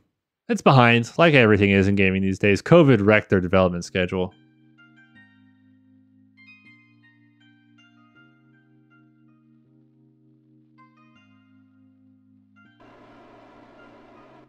And that's okay. I think gamers have become way too impatient anyway, as like a general concept, you know?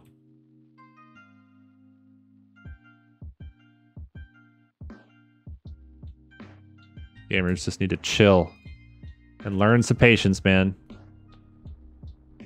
Life will be okay.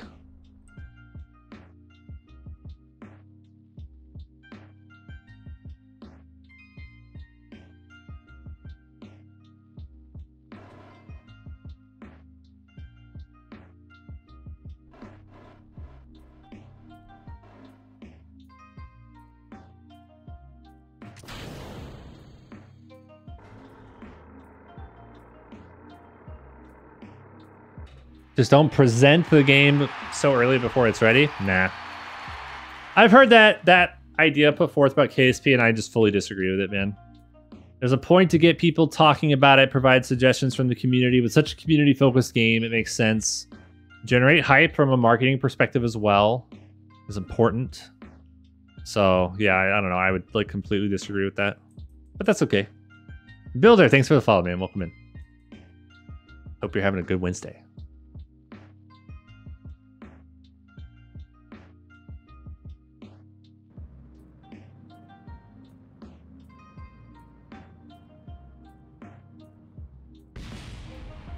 Hey, we got... I forgot about the seismic data that we're getting. It's actually pretty funny. Okay. All right.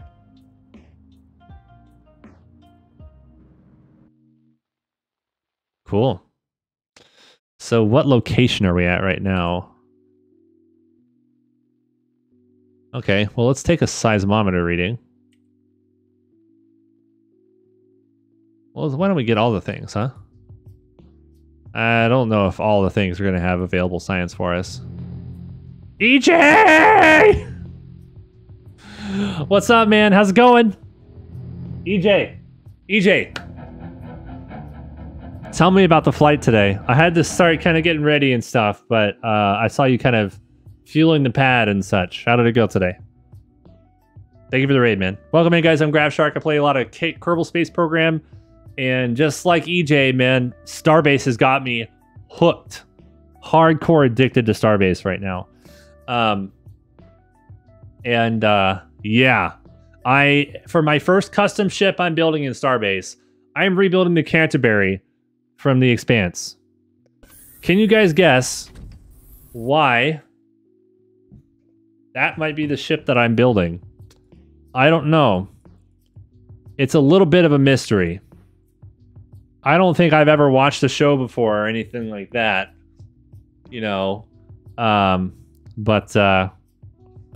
I'm rapidly obsessed with the show. I've seen it through like at least 15 times. So I'm rebuilding the Canterbury, or as close as I feel like I can get to it in the game. So it's very ambitious. There's over 600 ore crates. A billion like propellant tanks, and oh man, it's gonna be nuts. It's a huge, huge ship. Flight SSDO performed perfect. Nice, man. Hazanku, welcome in. Remember the can't. Hell yeah. Primary mission success. Secondary mission went fiery. SSTO is intact. What happened, man? Grab build the Rossi? Maybe, but I'm building the Canterbury first at least. That's a whole lot of ice. You're a fellow belter. Okay, Hazanku. Don't listen to EJ. Don't listen to EJ. Lunar reentry. Made probe get hot. Oh god, okay. Did you dock one of your transfer stages from the station onto the SSTO to take it out there? And then you brought it back from Mun or something?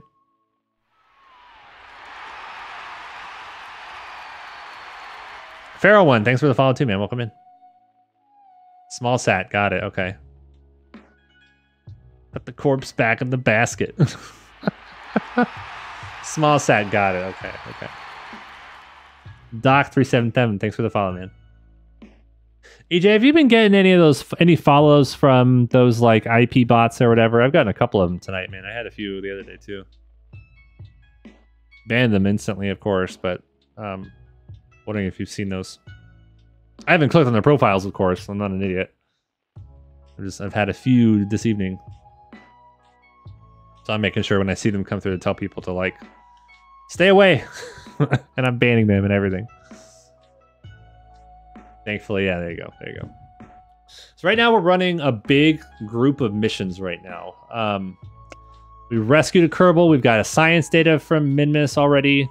We're going to be planting a flag here in just a minute. We have one more seismic reading to take somewhere else. And this is going to be 5 missions in one flight. And we're going to get a Kerbal out of it.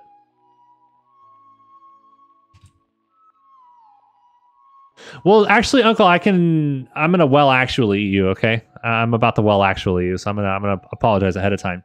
But when the books were written, Uncle, they wrote the Rocinante landing on its belly.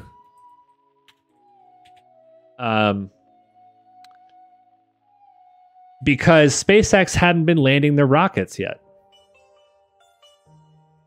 In the show, during that sequence of events, they opted to have it land tail first because landing rockets tail down propulsively is a thing now.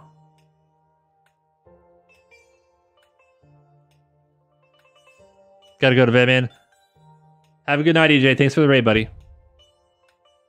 Just realized I have 15k points on this channel and still wasn't following somehow. Doc, you've probably been here through a lot of raids, man, if you got that many points. Welcome in officially. Okay, we got our... oh, I need a seismic reading over here. What am I taking a Kerbal over here for?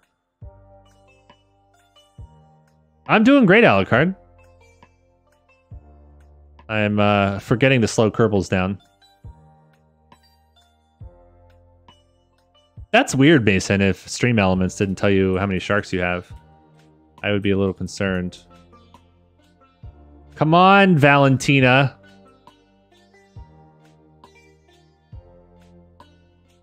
Oh, Alucard, there you go. All right, let's get Valentina almost up to escape velocity here. No big deal. Mason, what you up to tonight? Oh, nice, Doc. Thanks, man. I'm glad you've had a good time.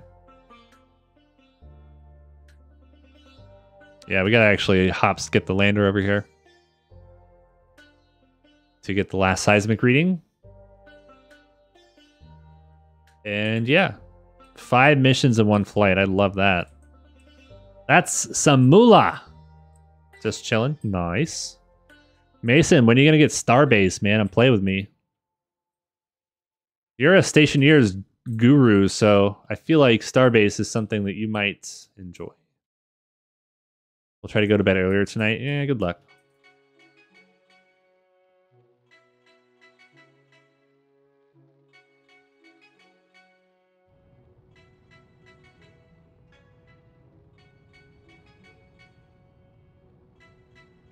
think it was roughly this direction, wasn't it?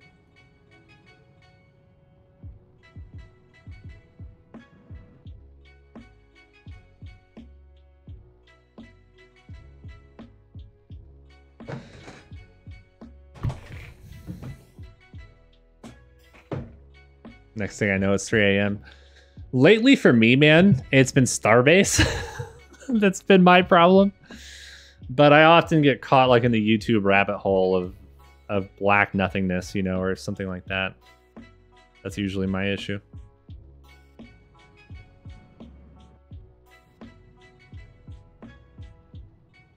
Thomas Spot, yeah, that's true. That's a good question. Make Thomas is a mod for me, and he's a mod in my Discord too.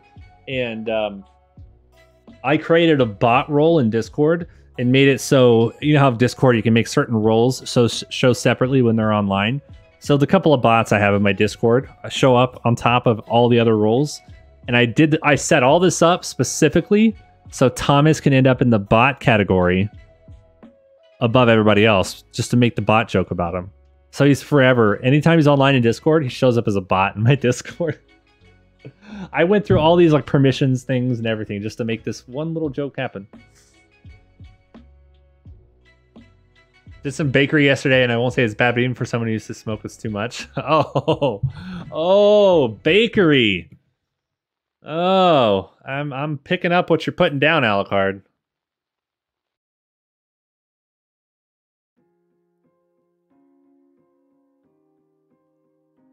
Gotta get some more seismic data. Okay, so we've got all of our seismic readings, got our flag, got our science data from the surface. We did all of our crew reports. Now we just gotta get the Kerbals home, obviously, for money and not killing Kerbal reasons. Until I finish Asimov, that's fair. Mason, can I make you a deal? If I give you a book, will you put it ahead of some of the Asimov stuff you're reading? Because it's commonly considered alongside Asimov as one of the greats. I have Audible credits I can give you.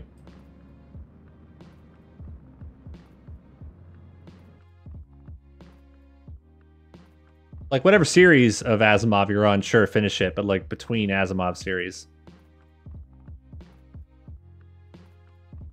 A Mote in God's Eye.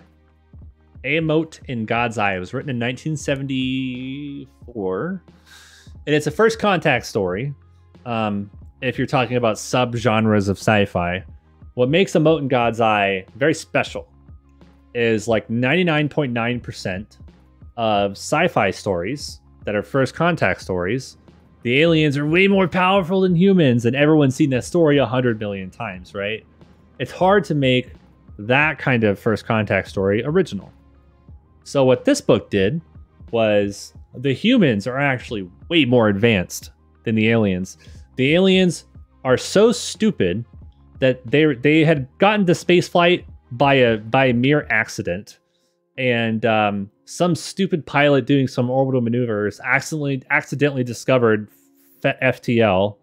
Like there's wormholes as the FTL version of travel in this book, and this stupid alien accidentally discovered FTL, accidentally discovered a wormhole just by like taking a wrong turn and fucking up his regular orbital maneuver. And it's just such a good book. And it was interesting because it was written 5 years after the Civil Rights Movement. So there's a lot of like fear of other in the book. Because it's kind of meant as sort of a commentary on current events in a way as well. And it's really good. It's a fantastic book. Trust me. I've only told you like chapter 1 stuff, okay? Or like very early stuff. I've not spoiled anything about the book. It's really good. Really, really good book. And this book is considered like one of the greats alongside like the Asimov stuff. Strongly recommended. You have to read the Man of War series from Hunsinger. I've heard of that one actually. Jack, in Discord, in our book club channel, can you come ping me and remind me of that? Just so I remember to check it out.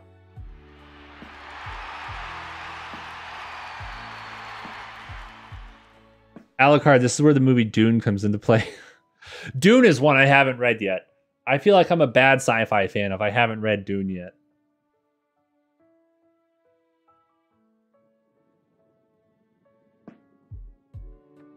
Ascension, thanks for the follow, man. Welcome in. Dune is also on your list. Oh, man, I have so many books on my list right now. I'm rereading The Expanse.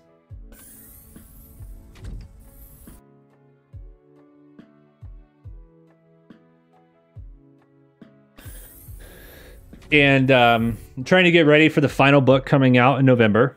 The final book, book 9. Book 9 of 9 is coming out in November. I'm not ready for it to end, but all good things should come to an end. You don't want them to milk the story. So I'm rereading The Expanse to get prepped for that. And I'm afraid I'm not going to get through them all in time. But I'm going to get through Expanse. I plan on reading Witcher after The Expanse. I've been wanting to read The Witcher for quite a while now. I just haven't gotten around to doing it. I want to read some of the other Foundation stuff by Asimov. I want to reread 3 Body Problem, which is excellent. I kind of half listened to it, though, when I listened to its audiobook, so I really want to actually read 3 Body Problem and its sequels. Apparently, its sequels are really good. Apparently the book Delta V is coming out with a sequel. Hyped for that by Daniel Suarez. Some of you guys from EJ's that came over. Strongly recommend a book called Delta V. Came out a couple of years ago. Probably in the last like 5 years or something. Pretty recent book.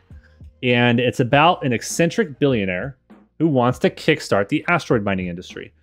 And it's quite a realistic book in terms of like using metal deposition printing and all kinds of stuff like that. And the orbital mechanics and everything are accurate, and the specific celestial body that is in the book is touched on and everything. So it's a good book, man. It's not perfectly realistic. I'm not trying to paint some pretty picture here, but it's a really cool book.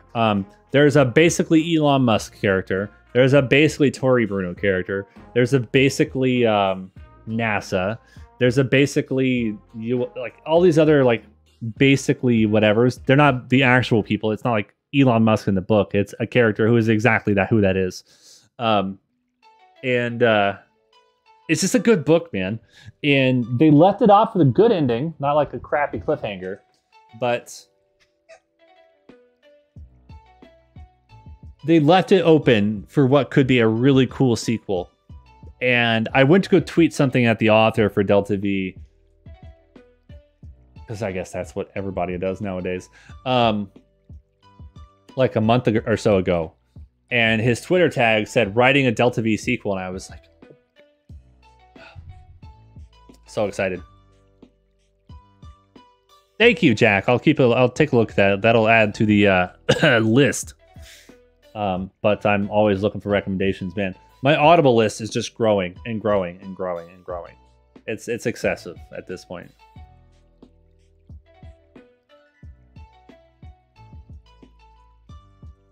Okay, cool, man. Nice. That's good. That's good.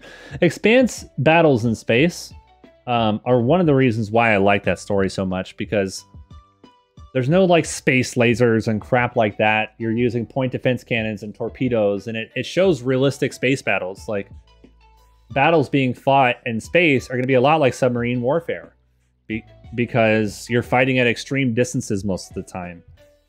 So you might have torpedoes coming at you for like 30 minutes or something like that. So it's a thing. It's a thing, and it should be it's cool. Almost treat space combat like sub warfare. Well, there you go. There you go. Yeah, no, that sounds cool, man. I'll take a look. Expanse should do what Asimov did and write sequel or prequel storylines decades later. Well, see, the thing is, Mason, in between the main story books, they've already been coming out with like novellas in between. So I think for most of the main story books, they've come out with a novella. And even after book 9, they're going to have an epilogue novella as well. So technically book 9 is not the last book, but it's the last main story book. I'm speculating there's going to be a massive time jump for the epilogue book. I have no reason to believe that necessarily, but I'm speculating a gigantic time warp for it. Let's go home.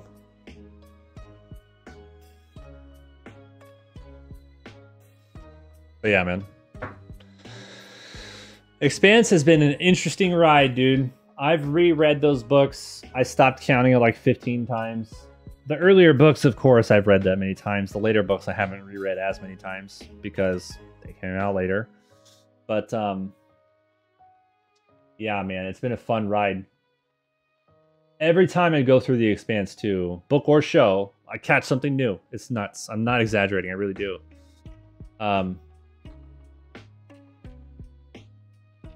It's interesting. I really want to provide some thoughts, but they're very spoiler heavy. All I know is book 7. Book 5 was my favorite for a while. Book 7 happened.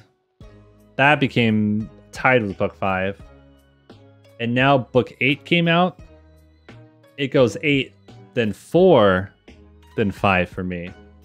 4 was kind of middle of the road for me for a while.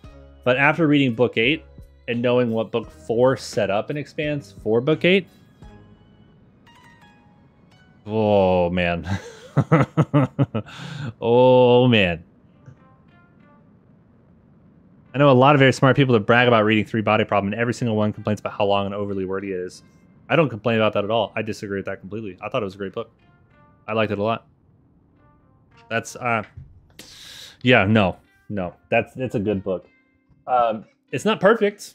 The thing that I personally don't like about that book is you don't really feel like a super strong connection to the characters. Like in stories like The Expanse or Seven Eves or Delta V. Some of the books I've enjoyed reading, or Ocean Worlds. Some of you, some other book nerds in here, since I got you guys here. Another really cool book I enjoyed was called Ocean Worlds by a new author on the sci-fi scene named J.P. Landau. This book was written in like 2018 or 2019, or published in 2018 or 19, something like that. It's a pretty recent book.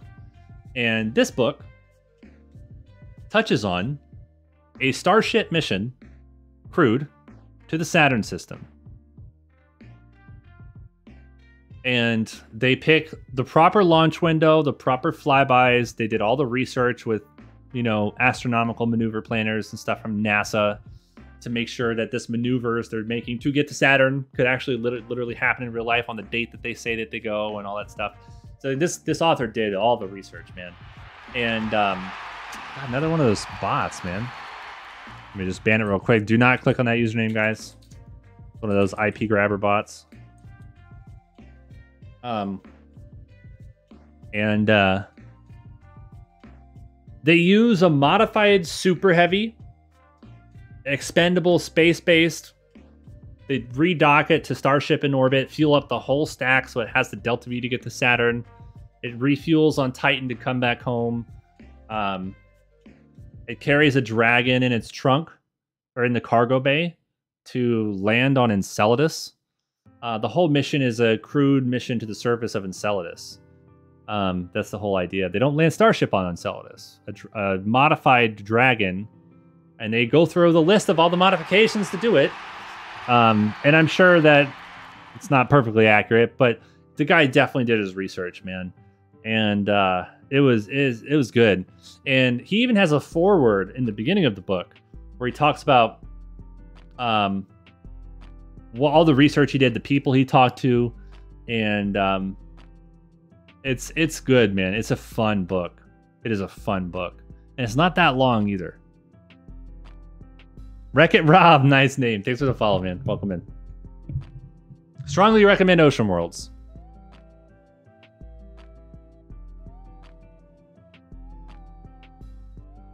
Ocean Worlds has what I would call a little bit better than like a Wikipedia level of plausibility. A little bit stronger in the detailed accuracy front, I would say. And that was a really shitty return burn. Holy crap. Let's change our perigee.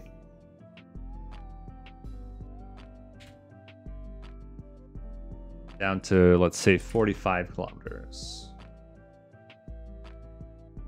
Another book, man. So there's a pretty sci-fi book series that I've loved. I'm supposed to start at book 3 whenever I can get around to it. I keep getting distracted by other books. But it is book 3 that I'm on. This book series is called the Ascension series. And it's about a like hacktivist, anonymous type guy who is like trying to hack NASA servers to see what data they've got that they're not telling the public about or something. And he finds some data about the New Horizons flyby of Pluto that NASA did not release to the public. If you guys remember, this is a real mission that flew by Pluto in 2015. I forget the launch date, but it flew by Pluto in 2015. And it got the highest res imagery we have of Pluto to date. This mission did. And he finds some data that NASA never released and hid in some, decommissioned server or something. And the story kind of balloons from there. I don't want to spoil it. It's a fun book. And so I guess the story is purported to happen in like 2018 or 19 or something, years after New Horizons flew by Pluto. Because that's the whole idea. Pluto had, New Horizons had already flown by. So they talk about the New Horizons mission in the book and stuff. It's a sci-fi book. It's not like some hardcore realism book, but it's cool. I like it. I've read the first 2 books. The first book is called Star Shroud. The title of the second book would kind of be a spoiler, so I'd rather not say it. But Star Shroud is book 1 of the Ascension series. Strongly recommended. I got a lot of recommendations, man. I got so many. My Audible list is just a little ridiculous, man. A little ridiculous. I read lots of sci-fi. I haven't been reading as much lately, though. I haven't been in the car much, and I'm mostly an audiobook guy. That's another thing Expanse did to me, man. So I discovered the show first, watched it, became obsessed, found out that it was based on books, and I was big into... I was driving a lot for work at the time, and so I picked up the audiobook because I wanted to listen to the books, and I didn't really have much of a chance outside of that time to read. And the audio narrator for The Expanse is fantastic. His name is Jefferson Mays. That's who they've chosen to do their audiobook narration. And he brought the audiobooks to life, man. And now because of him, I actually prefer audiobooks now. But I'm very picky about the audiobook narrator when I try to read something. So there's been a couple of audiobooks that I picked up that I wasn't really hot on the narration. So I went and actually purchased the physical book for it. Or like the e-reader version or whatever, right? The Martian was actually like that. I hated the audio narrator for The Martian at first. The second time I wanted to go read through The Martian, I already had the audiobook, so I tried it again, and I actually loved it. I don't know what the hell happened there. But there's been others where I definitely did not like the audio narration, so I went and got like the ebook or whatever. I'm just burning off, by the way, what remaining fuel we have before we re-enter. And we're going to kind of pitch up and down to maintain the perigee that we want for re-entry. But we are shedding off velocity, which is nice.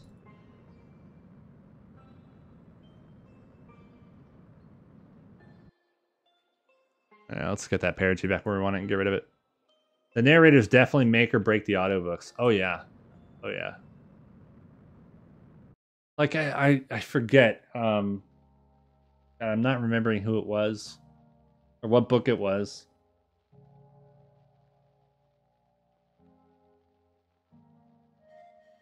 I don't know. Yeah, there was one that was just so bad. I couldn't even get past chapter 1.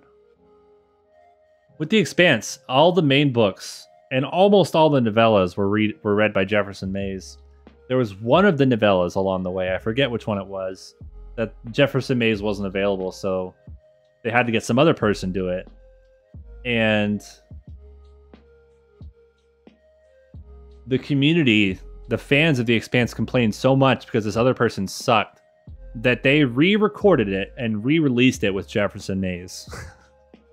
I found out about that and I was like, whoa, that's awful.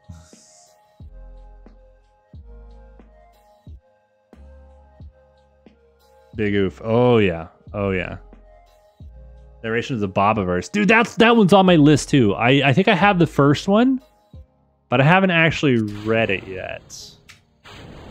But I have heard the audio narration for Bobiverse is pretty good.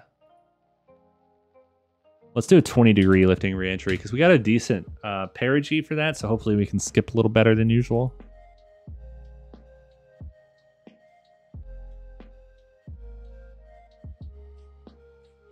Bobiverse is an interesting concept. It's like ships that are a true sentient AI. Like the ship knows that it's a ship. There was a really interesting book that I read recently too called Aurora by Kim Stanley Robinson. KSR is famous for writing the Red Mars, Blue Mars, Green Mars trilogy. If you guys have heard of that one. It's like a pretty hard realism colonization story of Mars. Dealing with the colonization, the politics of it, the independence from Earth, all that stuff. Never read it, but I've heard it's very good. He's written some other stuff too. He's a pretty prolific sci-fi author. And one of his more recent-ish books last couple of years was Aurora, about a generation ship going to Tau Ceti.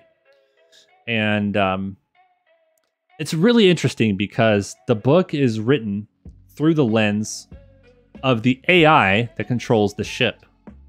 And at first, the AI doesn't really know how to tell a story, but the ship engineer who manages the AI is teaching it how to tell a story that humans will understand. So over time, the narration, like the actual writing, changes because the ship is learning how to better write a story from the engineer who's teaching it how to better write a story. And eventually it kind of gets to a point where it's, you know, appropriate storytelling. But it's super cool and it's done in a really good way. And it's a great story too. Now, again, not perfect. The ending, terrible. Hated the ending. But I still strongly recommend the book because the whole journey makes the ending worth the bad ending. I wish they had a better ending. But still worth reading because it's a great journey throughout the whole book. Really, really good. Oh, dude, it was good, Hazanku. It was good. I still loved the book, even though the ending was terrible. It just felt like the ending was like a balloon being popped, you know? They had built up this excellent, like, final act of the story, and then just poof. It's like, are you fucking kidding me right now? And it is absolutely not the story you think it's going to end up being. It is so not the story you think it's going to end up being. But it's really good. Really, really good book. Some other books of his that I've read, Kim Stanley Robinson. 2312 is a good one. It's about a city on the surface of Mercury that follows the day-night terminator on Mercury to hit the right temperatures, because Mercury gets really, really cold or really, really hot, depending on where you are in the sun or the shade.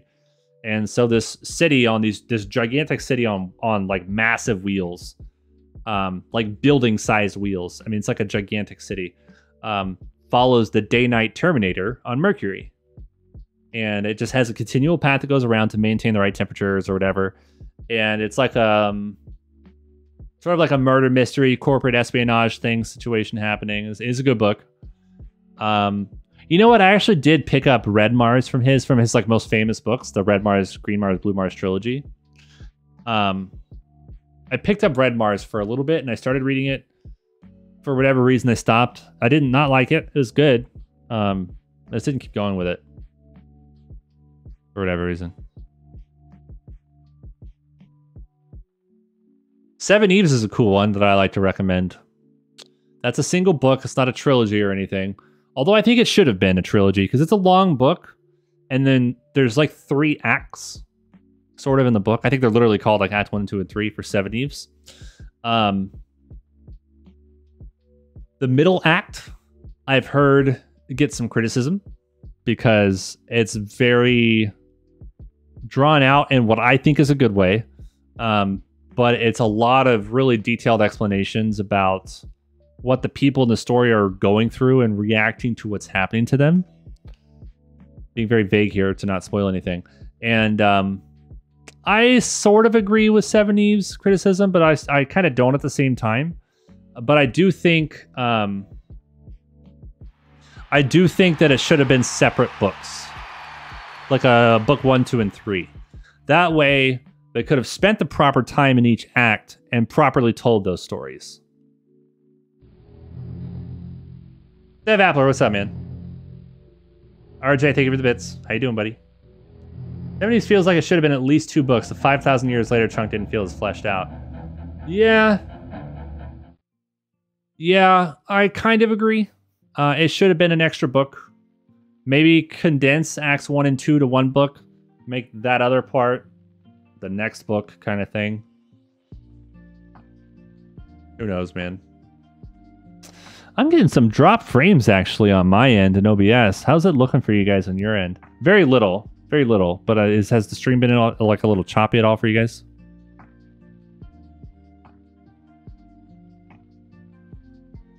I'm adding Ascension series to my queue. It's included in both Kindle and Audible memberships. Hell yeah. Nice, dude. It's good. You'll like it. It's a good book. It's a good book series. It's a cool story, you know? It's not some like super highbrow, hardcore sci-fi, but it's also not like some bullshit like throwaway sci-fi either. It's fun, man. It's a good book. It's a good book series. Yeah, Hazanku, like the event that happens in Seven Eves. So for those of you that are wondering what Seven Eves is about, I'm going to give you like the Amazon description before you know, like barely any plot. This is like what you would read if you're reading the description of the book to purchase it or something. Not the literal words. I'm kind of giving you my own version of it, but something collides with the moon and shatters it. And the story is about the human response to such an event.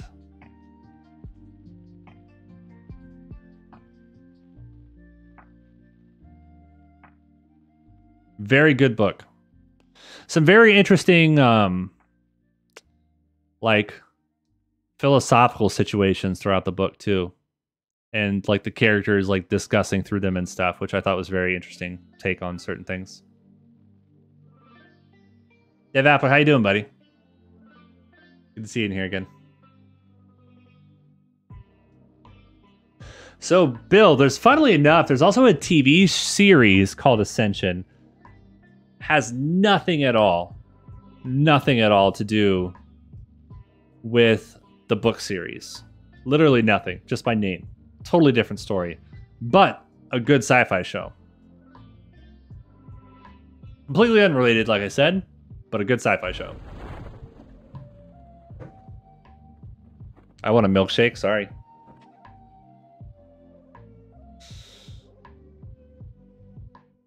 Go to Jack in the Box, man. Go to Wendy's. Go to Wendy's and get a Frosty and some fries and dip your fries in your Frosty and call it a day. Because that's like the Chad tier snack, my friend.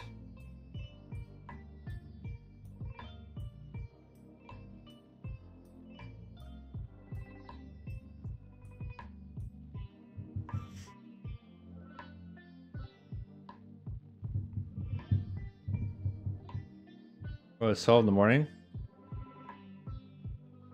What's that? What? What does that have to do with going to Wendy's? Oh, you have school tomorrow. Shit.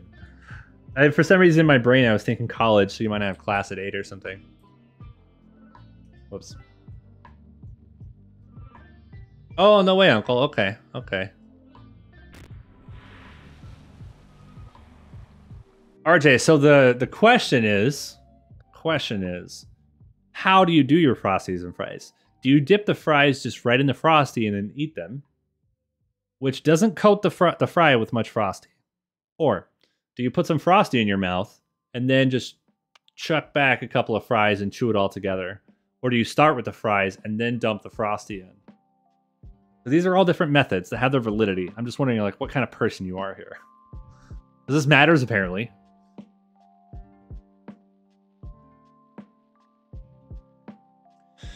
The Ascension TV series, Uncle, is it's a generation ship show. It's a generation ship kind of show. Another show that when you first watch it is not the kind of show that you think it is. The middle of the show ends up not being how you think it's going to be. And the ending, it does not go how you think it's going to go. And it's a mini series. It's only like 8 episodes or something. But it's good. It's really good, man. Kind of sucks that it didn't get renewed. But as a single like mini series thing, it was pretty good. I liked it. It's not perfect. It's a little cheesy in some points, but I'm willing to accept that stuff, you know? Knowing that it had its flaws, of course, but it also ended too soon. Oh yeah. It definitely did. Okay, we got a lot of money in rep from that, which is awesome. We could do the surface outpost on Minmus situation, which wouldn't be a terrible idea. We would need a pretty beefcake launch vehicle to do it, though, which is the unfortunate thing. Yeah, that's true, Izanku. That's true. Walking Dead. Sorry.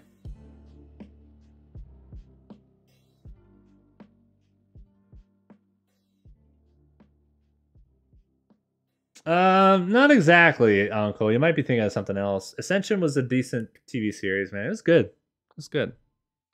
If you guys haven't watched Battlestar Galactica either, man, that's one you just gotta put on your list, bro. It's so good. I love that show, man. It's awesome. If you like Expanse and space operas and stuff, watch Battlestar Galactica. The new series, not the old one. And it is definitely always recommended to watch the mini series of Battlestar Galactica, the new one, before watching the main series, because they came out with like a couple like hour and some odd long episodes, like 3 of them, and before the seasons started. So you're supposed to kind of watch the mini series to get the context before going to watch the main seasons. Have you heard of The Office? It's not that funny to me.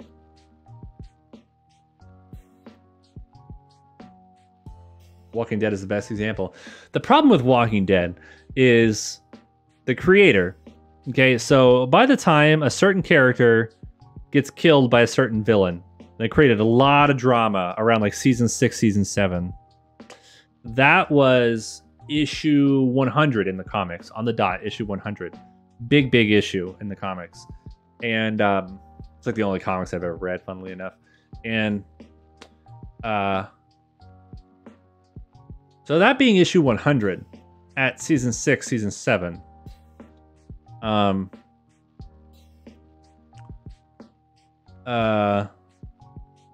they were planning on making that a 400 issue series of comics. 400 issues series of comics. But what that series ended up being, even the written material, the show had way more flaws, but even the written material for Walking Dead became a recycled formula every 25 50 issues, where it was like, oh dang, this place where we've been hunkering down, there's a new bad guy in town, dang, we're gonna fight them for a little bit, we're gonna lose some people, they're gonna lose some people, probably at some point there's gonna be like a major horde of zombies. One of our people might die in the forest from a zombie that shambled up to them from like 100 yards away. Didn't hear them until they were about to bite them in the neck. Anyway, that breaks my brain whenever they did that. Oh, dang. So all this happened. All these people were lost. We came out on top. Our place is no longer safe to live. We better go somewhere else. And it just kept being that over and over and over and over in the comics. It was just like a bad guy of the week thing. So the show was already starting from a bad point. The show did make some modifications to the written material here and there. But the comics, I think, were still better. But that's not saying much. The comics became very recycled and formulaic. Yeah, most people seem to think that The Walking Dead was really great through the end of season 3. Then it started to fall off pretty rapidly after that. And I would agree. There was like a peak of season like 8 or 9 that was pretty great. But everything before and after was terrible. So, a little too late at that point. It's really deep into the relationship between the boss and coworkers, the corporate struggle between forcing people into a role and seeing how they flesh out and evolve as humans. It really makes me cry. Well, that is actually a legitimate description, RJ. You're kind of being jokey and memey, but that's actually a pretty good description. I just don't think it's funny.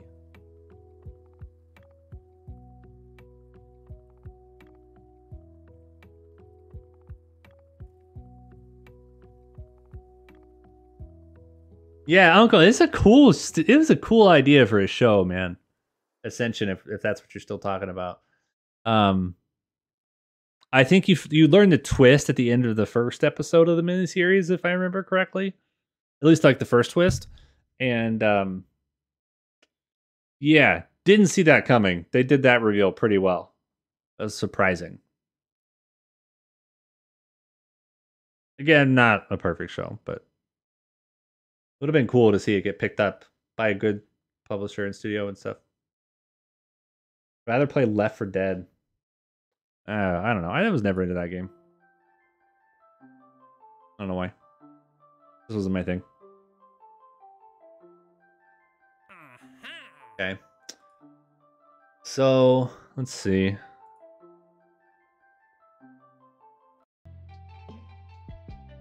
How's the music? Oh yeah, no, it's going. I must have bumped the volume on my headphones or something. Okay, all right, we're good. We're good.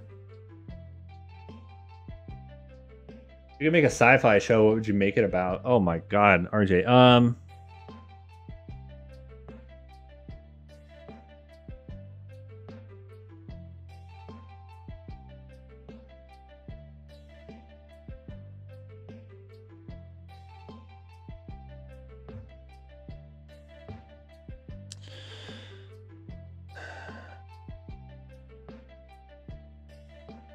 God, that's a really broad question.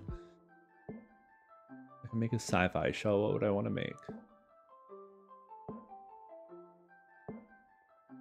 I would want to make a sci-fi show about First Contact. But at no point are you reading through the lens of humans. I want it to be from the perspective of an alien race who is making first contact with humans. And I really like the idea of humans actually being the technologically advanced ones relative to the aliens for once. A Mote in God's Eye is the only sci-fi I've ever read that did that. Most first contact stories, the aliens are way more advanced than the humans. And it's also told through the lens of the humans themselves, right? That's like every first contact sci-fi story is like that. Would really love if the first contact story is written, the entire book written through the eyes of the aliens, and the aliens are way less advanced than the humans. I would love that.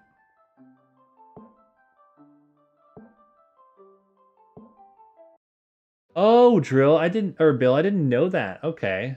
I'm gonna have to look that up then. I feel like when I search for Project Orion, I'm probably gonna find the recent capsule, you know? There's gonna be some mixed Google results, but I'm sure I'll find it, man. That's cool, man. Monty Crispy, welcome in, dude.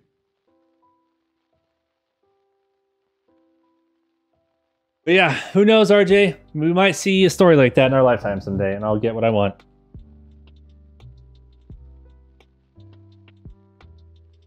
I don't know if that would do better as a book or a show. Who knows?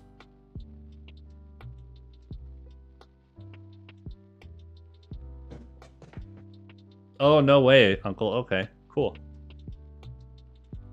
That's actually pretty cool. I'm betting the people who made that show had that in mind, man, actually. But do we murder them all or what? I feel like that's a cheap story. If the humans just come wipe out the aliens.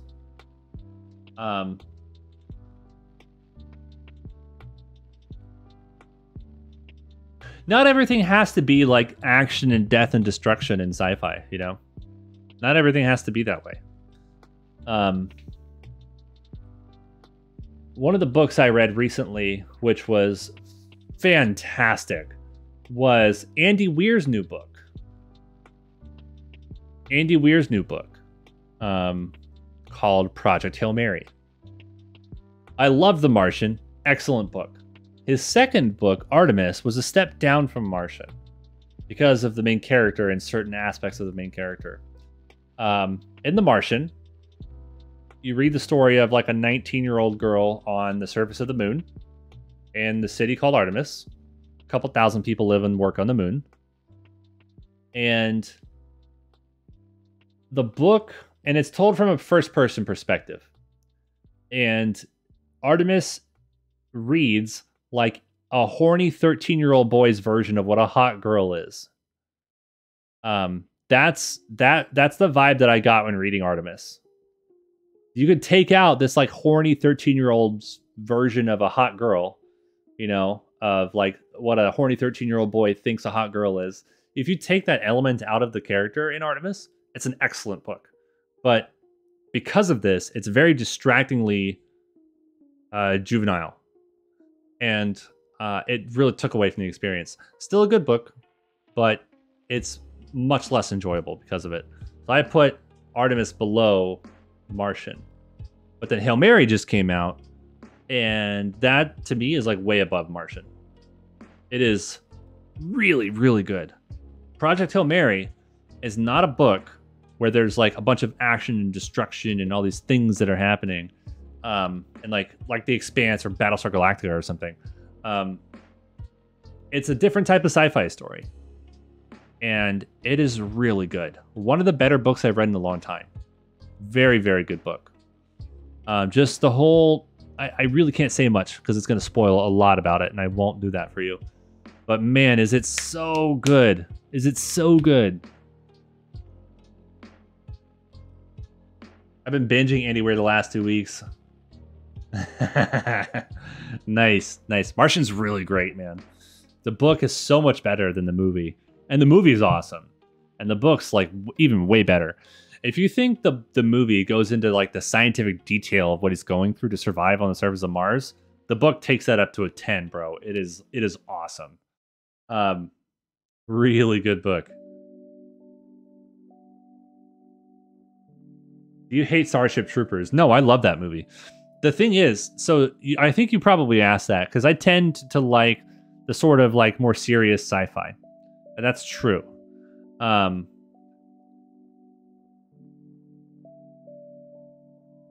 Starship Troopers, however, is a very campy, silly sci-fi.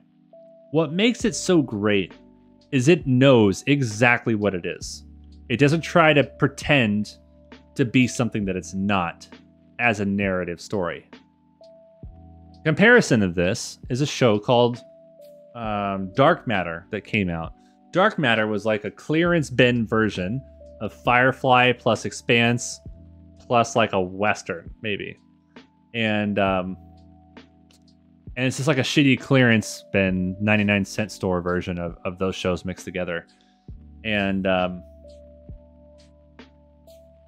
it tried to be like this serious sci-fi, but oh my god, was it so cheesy. I hate watched it. And I finished it all the way through, but I hate watched it. It had so many issues. Oh my god. Artemis and Hail Mary are both full of giggles. They are, yeah. But Hail Mary is such a good book, man. It is a really, really good book. I really can't spoil why. Erwin, hey buddy, how you doing? Can you imagine if Andy Weir did a sequel on The Martian, like 40 years from when Watney left? Imagine a future astronaut finding the hub for the Ares program. That would be a cool book, man. I would love a sequel to The Martian. Absolutely.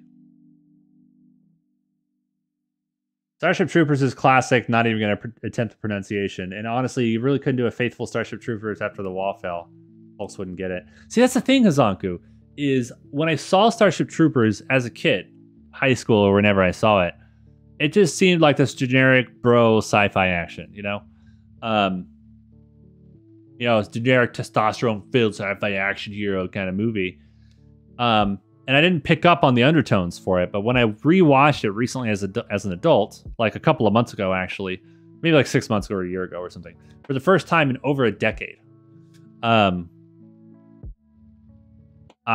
rewatched it and I was like, oh my God, the humans are the space Nazis. This is all like the humans have been the bad guys the whole time.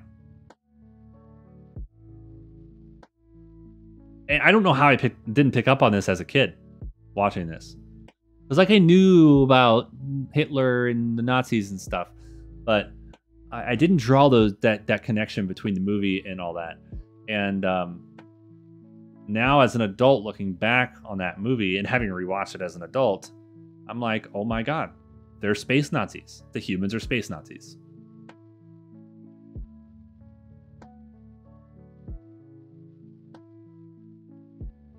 Erwin, funnily enough, Andy Weir had an AMA on Reddit not that long ago to celebrate the release of Hail Mary. And I missed his AMA, but he said in the AMA, email me. Here's my email if you missed the AMA. So I emailed the guy. And he is already considering a sequel to Project Hail Mary. And they're already casting for the movie. Ryan Gosling is going to play the main character in Project Hail Mary.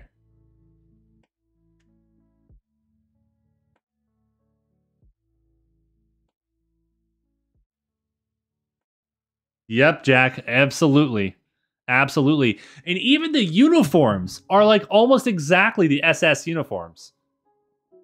Like, it can't get more on the nose. Like, oh, man. I seriously have no idea how I didn't see this before watching Starship Troopers. There's a lot of that kind of stuff in that movie, RJ, when you go back and look at it. The humans are the bad guys in that movie. But you're told the story through the eyes of the bad guy. You know? Neil Patrick Harris is literally a Gestapo officer. Exactly, dude. Exactly. He's got the hat and everything. It's like, how did I not see this as a kid, man? Oh, man. I've actually heard the books are pretty good. I've heard the books are pretty good for Starship Troopers. Different than the movie I've told. I mean, the general story's there, but I've heard that the books are better.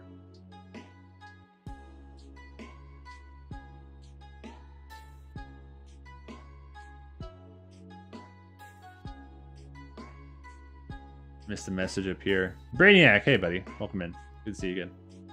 Speaking of Artemis, today I worked on an air cooling unit the company I work for builds that was and will be used again to cool the SLS core stage tanks. Woo, that's freaking cool, man.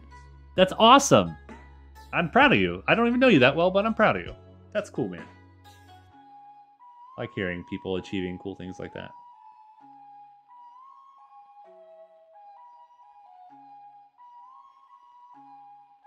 Yeah, Zanku. I watch movies like that too now. In college, for a couple of my electives that I needed, I took film classes because I'm into that stuff.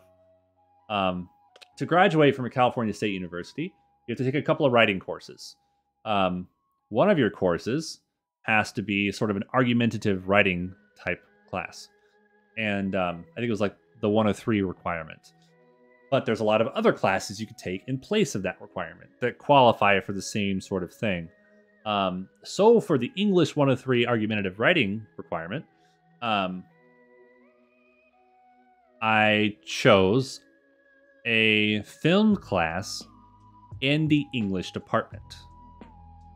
And it was all about learning filmmaking techniques and analyzing and arguing why a director or a producer chose this specific lighting scenario to convey the ideas of whatever's happening in the scene, or and like those really like carefully crafted movies, not like your generic action bullshit, but like Tarantino, excellent study case for this kind of stuff.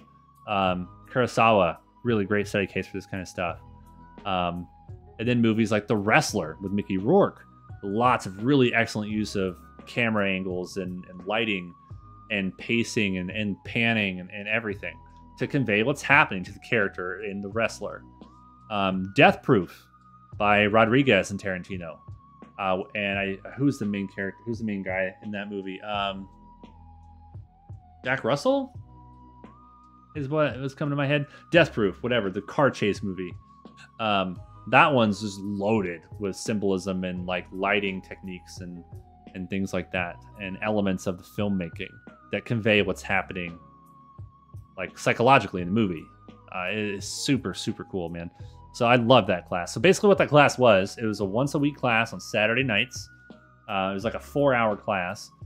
We would have like a 30 to 45 minute lecture about what sort of the focus on for the current movie and like why we're focusing on that technique for this movie and stuff. Then after the movie was an open forum discussion, and he would start us out with the topic that he asked us to focus on, but he would let the conversation go wherever, as long as it related to the movie. And like, you know, and then the next week you come in, you turn in your like 2-page paper based on the last movie and the topic of discussion, and rinse and repeat. And it was just like that the entire semester. It was an awesome class, super fun. I took another film class too in college, which was it's called like Movies Go to War. And it was about, if you go all the way back in Hollywood history and look at the movies about war that came out throughout the history of Hollywood, and how when the movie was released, how that relates to like the socio-political, economic things happening at the time, and about the wars that happened along the way, and how that transition changed throughout the entire history of Hollywood, and films in general about war, was a really, really cool class. So of course we studied like Apocalypse Now and A Bridge Too Far, and you know, movies like that, and some of the older like stuff too, from like the 30s and 40s and 50s. Really fun class that one was as well. Yeah, Jack, of course, man, you're good. Heinlein was the Ron Paul of his day. I didn't know that. I didn't know he was that kind of dude. Interesting. I know he's, because Ron Paul's like a politician, question mark. So the books are essentially commentary on the evils of both communism and capitalist societies. That's interesting. That makes sense with the Starship Troopers thing. That's interesting. It's a very underrated film. I've heard actually it's pretty good. Yeah, you're not the first person to tell me that. Did you ever watch Doctor Who? No. Mason Neer has been trying to get me to watch Doctor Who for a while. I've never watched it. He's explained to me why he thinks I would like it, but it just doesn't really grab me, you know? The idea of Doctor Who. I don't know. I've also known some really annoying Doctor Who fans in my time. Mason not included, not at all. But there's been people I've known in the past that were like really annoying people. And Doctor Who was literally their entire personality, and that's it. Like, that's all they were, was a Doctor Who fan. That is all they did. Nothing wrong with being like a rabid fan of something.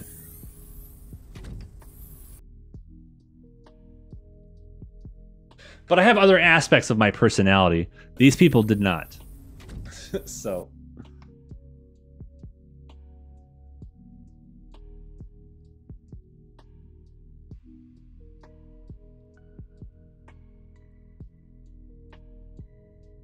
RJ, you know you don't have to ping me for every message, man. I don't mind it, but you don't have to do that.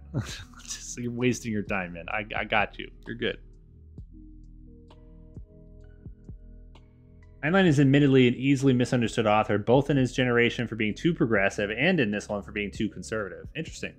He just liked writing protagonists that will piss off the reader. Everybody hates Lazarus Long in the end.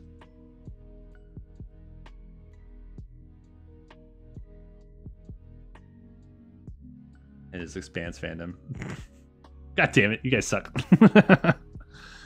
You guys should totally read you should totally read Starship Troopers sometime. You can plow through it in an afternoon. Really, it's not a long book? Okay. I've heard the book is a bit different. Is the book more obvious about the commentary that it's making? More than the movie at least is when you watch it as a kid? Again, the movie, I watch it now and I'm like, how the hell did I ever not see this?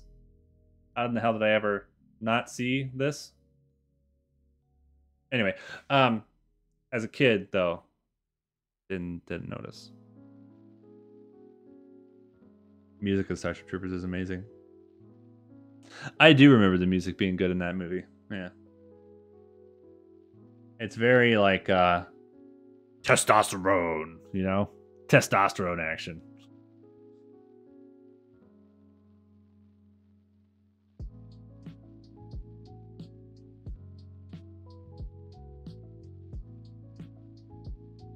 RJ, this is why we can't have nice things.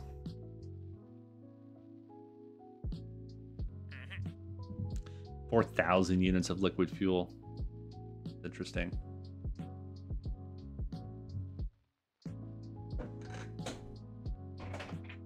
Interesting, Hazanku.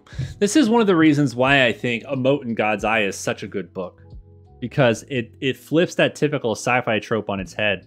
And the aliens are really stupid compared to the humans. And if you consider when A Mote in God's Eye came out, which was like 5 years after the end of the civil rights movement, there's a lot of like fear of other in the book.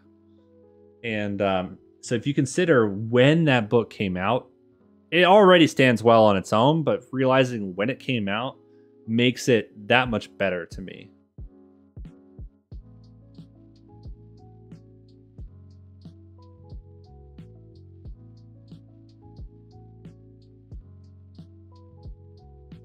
Oh, gotcha, Uncle Bill. Okay.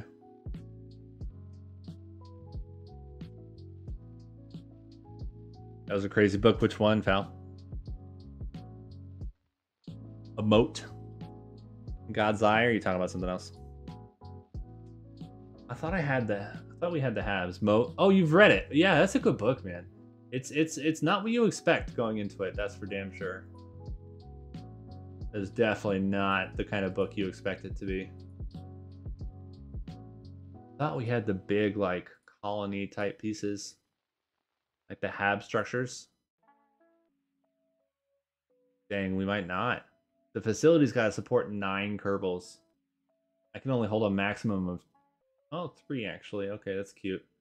But yeah, we'd have to have 3 of those on something to be considered here.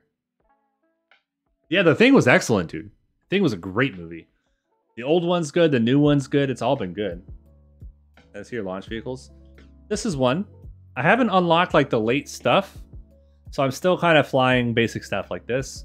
But this is the Jeff. This is my more expensive launcher that can put like a Minmus hopper and that can do several different landings around Minmus and then come home. Could obviously do mud landings too. It just can't hop as many times for obvious reasons. I have another one, the Grav Express, which is more of a single stick, single diameter through all the way through, which is less Delta V capability and stuff, less tonnage, but is cheaper by about 15 or 20K. They're flying ugly rockets for now. Yeah, for now. I haven't unlocked everything that I need to make nice looking rockets yet. That's the thing.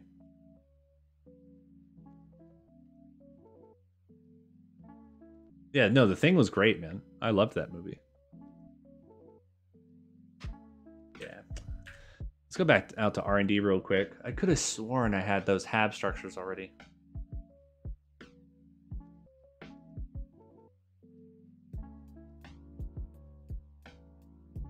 Alderman's Forever War is another one of the sort. Humans are not the obvious good guys that other stories assume. Interesting. So is this a sci-fi movie or book, I mean? Or is it some other type of story? This is what I'm looking for. Am I? Fun. Oh, I just didn't buy that. This is what I'm looking for right here. Okay. That's what I wanted. Made that. Nice. Cool. I like it, man. I like your shuttle too.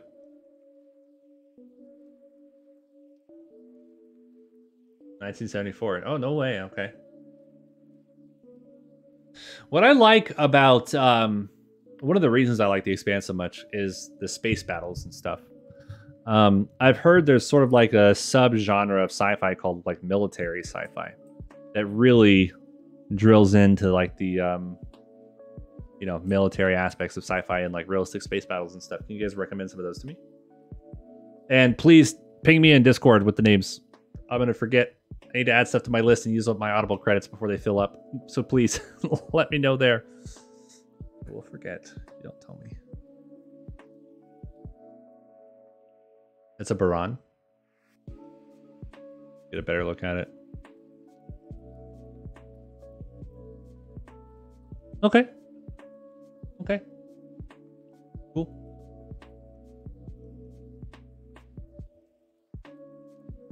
Where does that hab end up? Oh, it's right here. Okay. Okay. So we need to support 9 Kerbals. A whopping 9 of them.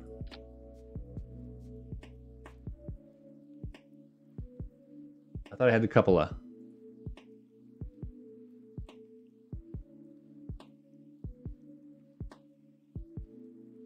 Oh, RJ, I hate you. I hate you so much. You suck, actually. Oh, we haven't unlocked Cupola yet. That's right. I guess we can put one of the weird pods on the top. Star Wars, man. Kind of been over it for a while. Like, stop telling Skywalker stories. Jesus Christ, Lucas.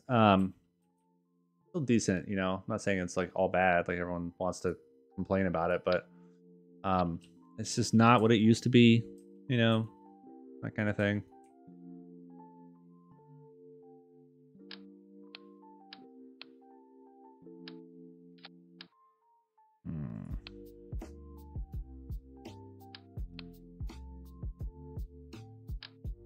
That's what we want. Okay.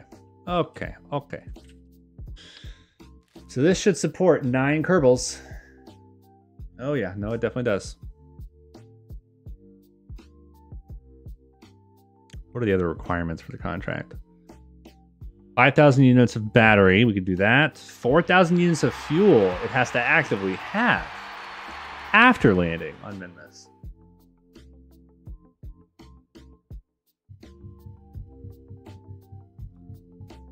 Are you talking about Battlestar Galactica? He probably is, Val. He probably is. Crisply, thanks for the follow, man. Welcome in. I will, dude. Thank you for the follow, and I'll see you next time, man. We'll be back here on Friday night. I want old Republic Star Wars movies. Yes. Yes. Like, okay, so the actual RPG, not the MMO, but the RPG, the older one, called Star Wars The Old Republic. The Knights of the Old Republic, sorry. The Knights of the Old Republic 1 and 2. Probably my favorite era of Star Wars. They should have done something with those. KOTOR, exactly. Exactly. Some of the best RPGs ever made. They should have done something, some sort of visual medium, TV or movie with those. I guess we got Mandalorian. Mandalorian's excellent. I've loved that show. I've really liked it because it doesn't feel like a regular Star Wars show. Or a Star Wars piece of media, I should say. My wife and I started to watch Clone Wars, and we liked it, but we kind of stopped watching it because we got distracted by some new season for some other show, I think. 4,000 units of liquid fuel.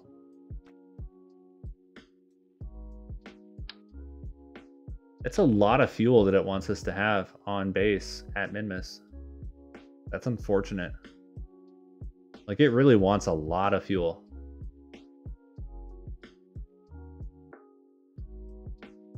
Why does it want so much fuel?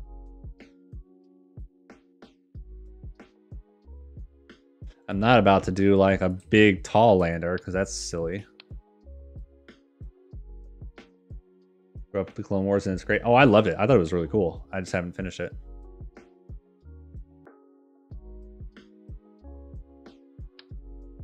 I guess we do something like this.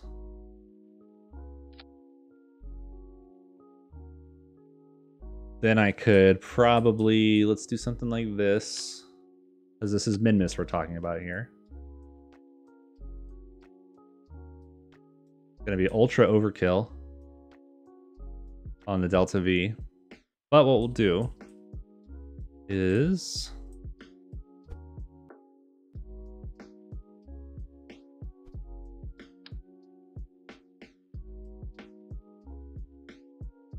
right there. And then we're going to put legs on here. We're going to make sure that a Kerbal eventually comes out and removes the engine and then takes off the legs. So then this thing can just sit right on the base on the surface. And then we'll probably add some docking ports so we can expand it somehow later.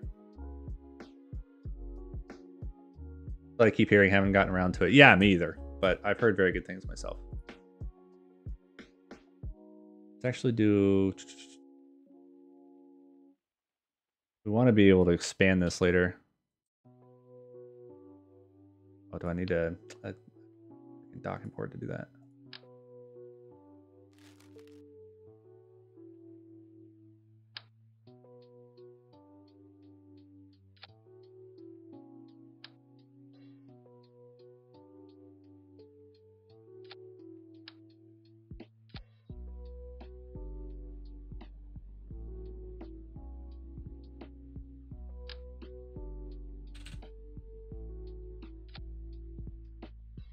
That'll give us some expandability later. Is there no way to radially attach these? It's a kind of a weird base contract, dude. It's wanting me to have 4,000 units of liquid fuel on the outpost. So I have to land and then also have 4,000 units left over.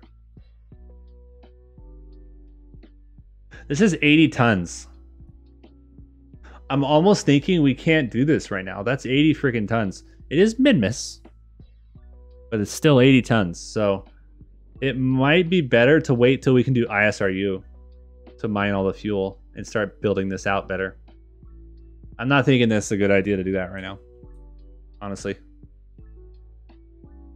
So what we will do though is I am going to use Stillet. What we're gonna do is we're gonna run some sims. None of this is real mission stuff. I'm gonna cheat to the orbit of Eve to test an antenna to see if we can reach. But obviously we're just gonna revert it because we're doing a simulation test. Because I don't know like in the base game what antennas reach, what distance, and all that kind of stuff. So because I don't play the base game much. So that should be, I don't know. We'll find out. Are those antennas or direct or relay?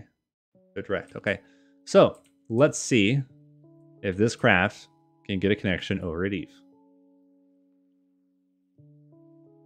Of course, we'll revert. We're just going to cheat to Eve orbit to check. Yeah, I'd wait. Yeah, I'm going to as well. Yeah, definitely going to wait. Another good read is Armor by John Steakley. I need all these recommendations in Discord, guys. I will 100% will not remember most of them. So please let me know in Discord and tag me in the book channel. Guaranteed I'm going to forget.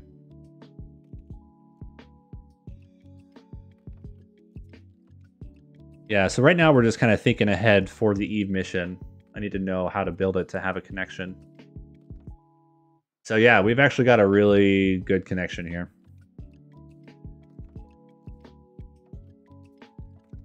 A surprisingly good one. With our connection strike 78%, so we might only need one of the antennas.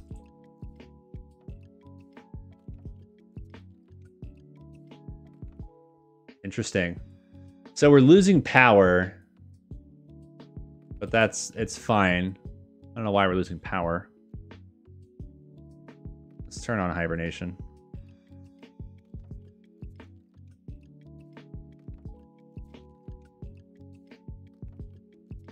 Oh well, I'm not concerned too much about the power. I want to see what kind of connection we get on the other side of the sun.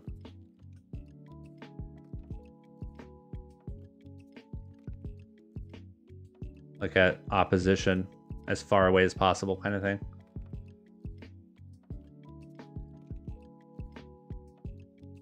Oh yeah, with two antennas, we see pretty damn far.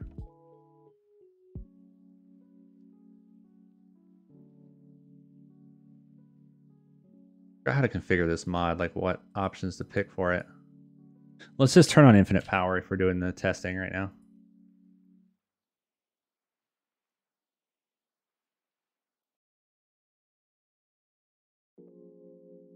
Nice, Uncle. That's cool, man. Again, please tell me in Discord. I will forget. I need these tagged to me in Discord so I can pick them up and put them on my list.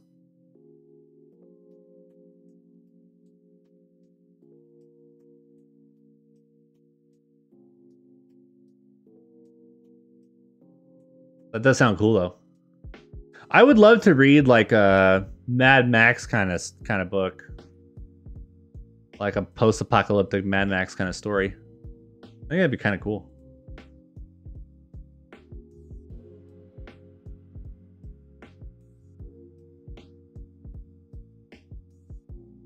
Didn't see my joke.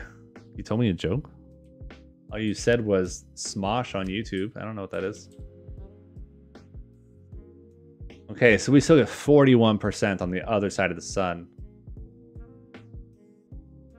Okay, yeah, 2 of those antennas is what we want. So that was actually a very quick and easy sim.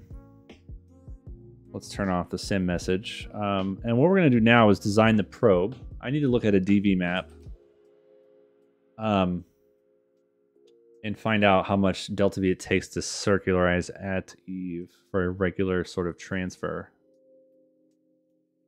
We're going to work on the actual kOS code and do that testing stuff on Friday. I have no idea when the next window is for Eve, though. We'll figure that out later. Not a big deal.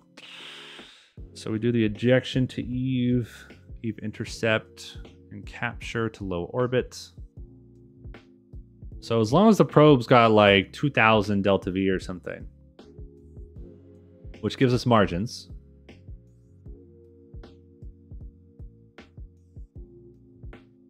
Yeah, probe, if it's got about 2000 delta V, that'll give us correction burns and margins. Okay, that should be actually pretty easy. Mind me troubleshooting with you all in regards to messages not showing. Yeah, that's fine. Falcon, I'm seeing that one. You're still having that issue, huh? I'm guessing you're trying to send regular messages in Twitch and it's not working. I checked your account and you don't have any timeouts or bans here or anything, man. I wouldn't have, and I wouldn't have done that. So I don't know what's going on with you, man. Have you tried to submit a ticket with Twitch support? Their support's a joke, but it at least exists.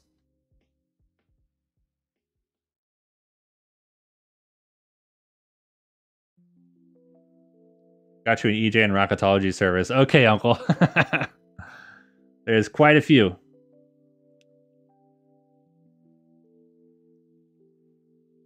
That's cool, RJ. Write that, dude. I submitted a ticket and they gave me a list of things to troubleshoot. Okay.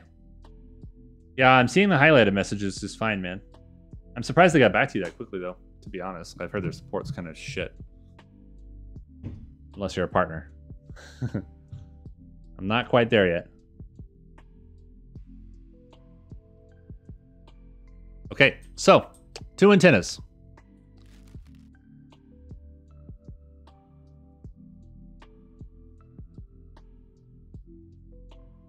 Can I name this? Sure. Give me a name. No stupid silly names. I'm not really doing that on this playthrough. Jeff being the name of one of the rockets, I let that one slide and I regret it, but I let it happen. And I'm not going to let it happen again because I don't want the kind of stupid silly names. I want real names. Real names. Oh, hi, I'm back. Mason. Much as I like having you here, man. What are you doing here? What are you doing here?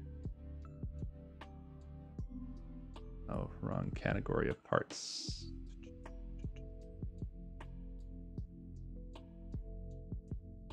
Okay, so I've got some of the robotics parts. We could do something interesting with the antennas with those, maybe. Internet when out rarely happens. Oh, interesting. Jarvis. Okay, I actually like that name a lot. That's cool. Jarvis will be the Eve mission. Good one. That's a good name, RJ. I like it. RJ, if you give me a KSP flag, of yours, I'll put it on this before we actually end up flying it. I'm just doing some basic like design work on it now. But if you give me a flag, as long as it's not like inappropriate in some way, I'll put it on here for the mission. Just DM it to me. Oh, I wish that was smaller.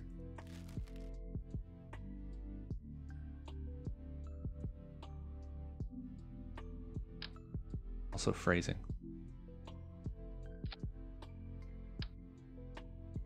Have one. Yeah, DM it to me, RJ.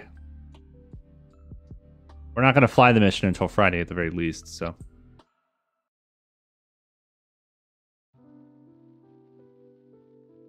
Oh, that sucks, Mason. Sometimes it just happens, man. I'm one of the founders of the Knowledge of Fellowship. Oh, cool, man. I didn't know that. I've seen that around Twitch quite a bit.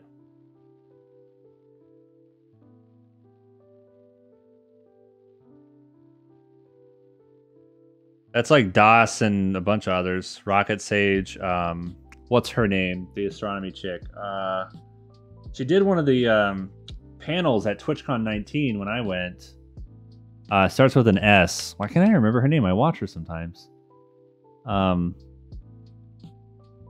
it's like not that many characters. Skylius, thank you. Thank you. Thank you. Bunch of those people. That's cool, man. Sent it. Got it. Got it. I can't put it in right now because I have to relaunch the game, but it will go on there when we launch the mission, RJ. Cool. We'll put it on there somewhere, man. I got you. I see it. Is that already the right dimensions for a flag in KSP, RJ? Like the right ratio of whatever, you know what I'm talking about? What's up, Nuggets? How you doing, buddy? Welcome in. Not that long of a time, Nuggets. I've seen you not that long ago.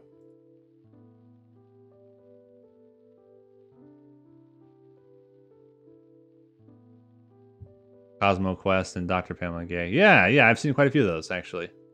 Cool, man. It is good. Okay, I think we have some service bays somewhere that I'm going to want to pull out here. I'm doing good, Nuggets. I'm doing good, man. I've got some good life stuff going on right now. I can't really share. Not yet, at least. But some good stuff. Which is exciting for me. Oh, I got a new probe core. I didn't know that. A lot of crap out of that. I got this one too, but that's pretty expensive. I don't know if I need it. I'm just going to use that one probably for this mission. Let's see. Got the solar panels I want. Yeah, I got the 1x6s.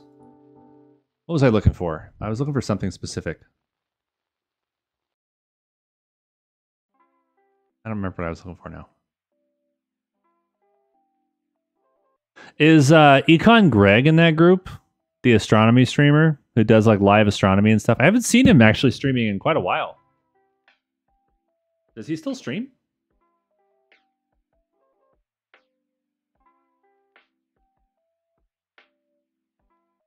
No, RJ, I've straight up said it's not that. I'm letting people guess. I'm not telling them if they're right or wrong.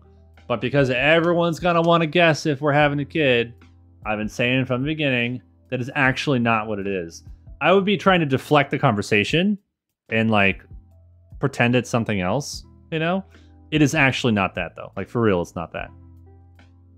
That's for sure. Bad weather here in Georgia for astronomy. Dude, me too in California. I've got a whole kit. I've got like a $2,000 mount, a $1,000 tube, some camera gear and crap on it. And my state's been on fire all summer. So I haven't had good seeing. Now, this is funny because I started telescoping last summer. So a little over a year ago. And I started out with a basic alt-az mount and the telescope that I still use. For Christmas, I got a really nice EQ mount. And since then, I've been really struggling learning how to use it properly. And I'm like right at the cusp of figuring out the last little step that I need to actually get some imaging done. And right when I finally asked the makers of the last bit of software that I haven't really been able to figure out how to use correctly to do all the stuff, I finally talked to them, figured out what I've been doing wrong this whole time, instead of trying to figure it out on my own. And then my state's been on fire the entire time since. For like 2 months. Is it on fire like all the time? Yeah, it's fire season, so. Yeah, no, we do call it like a fire season here. Right now I'm just doing a Mooner flyby with a LEM. Cool, man, nice. Do you have a picture of your LEM? Can I see it? We're planning an Eve flyby right now.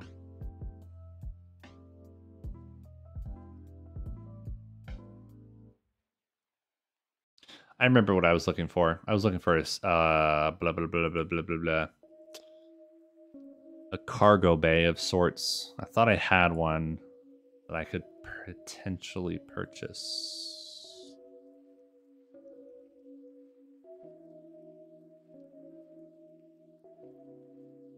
This might be interesting. I don't know what that is. Got all the robotic stuff in here that might be kind of cute to use.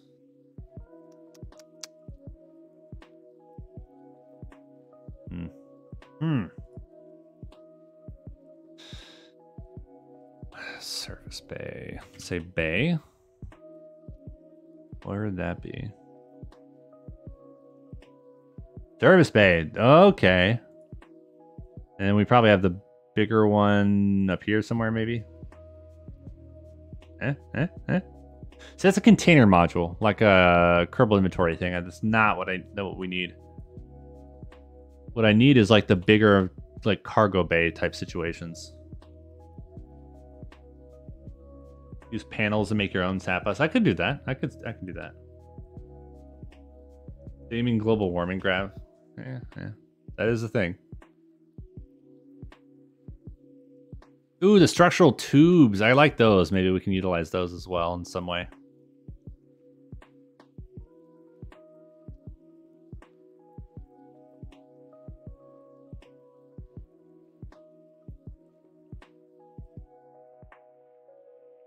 Uncle Bill, so yeah, Falcon, I see your mobile messages where you said test, okay, it's working on mobile, and then test again. I saw all three of those. Yeah, I think you can see them over there too.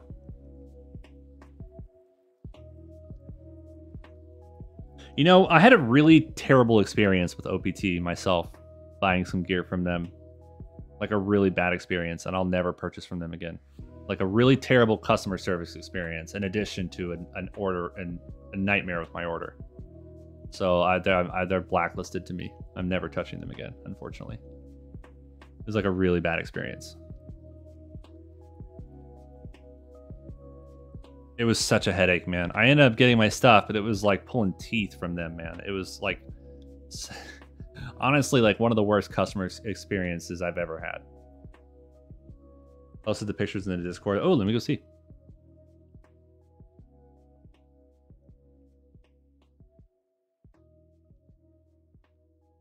That's a good looking limb. Cool, man. Okay, so it's my VPN. Ah, weird, man. Weird. Not what I would have expected.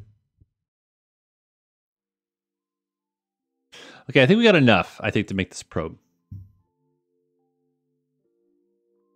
Yeah, that doesn't mean much. Maybe the VPN itself is messed up somehow.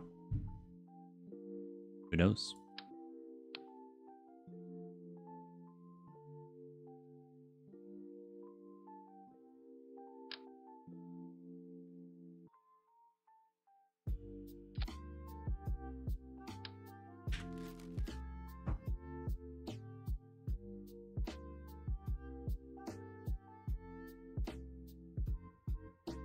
Yeah, I see that.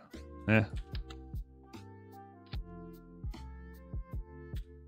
I've been playing so much Starbase that I'm like starting to use the editor controls from that game now. It's messing with me. So how do I want to deploy out the antennas? I kind of do want to do robotics for those. So let's do like a hinge situation here.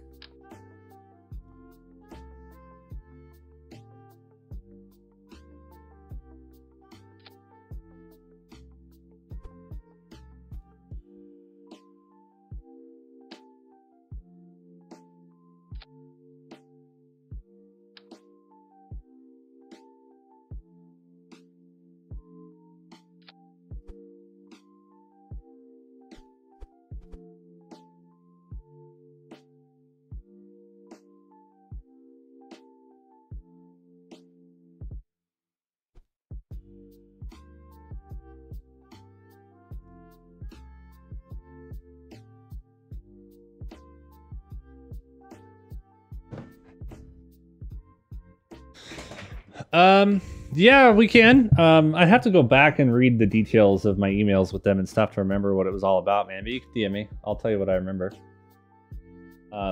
And it might be better now, man. It might be better now, but it was just such a terrible experience, dude. It was so bad. And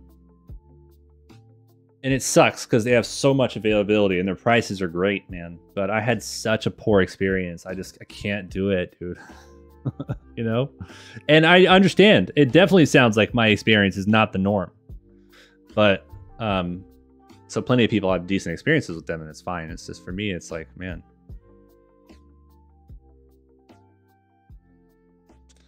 Maybe RJ. A few people have asked about that actually, and I haven't decided if I want to really do that or not with this playthrough because it was hard to manage the last time I did the viewer submitted payload stuff.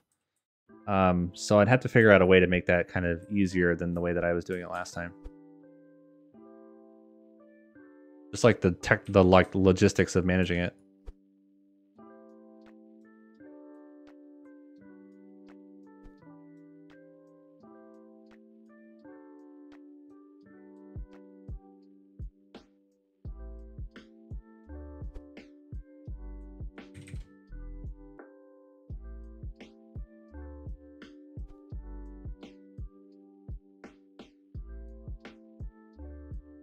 Okay, that's actually pretty cool. I kind of like that. I kind of like it.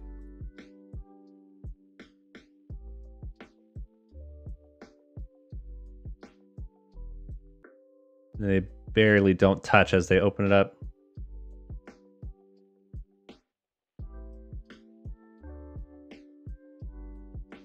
See, the problem with that, RJ, I like that idea. The problem with that is people might make a design, and what if I don't like their design or something? I don't want them to feel bad, you know?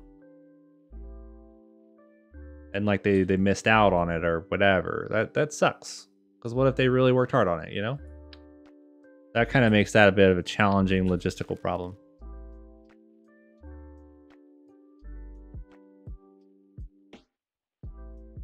That's a great looking lemon CSM, man. Is that a modded one? That's got to be a modded one, right? From like a Blue Dog or something. When people sue you if you don't pick them. that was topical. That was good. That was good, Brainiac. That was good.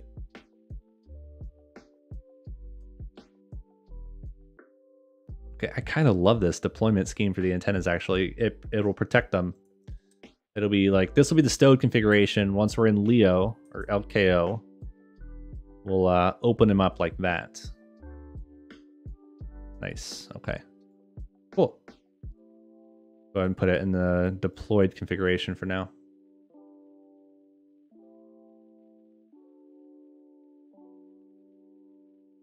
The problem with that, RJ, is they need to be on the top edge, right? It needs to be on the top edge of the tube. The way that I built it.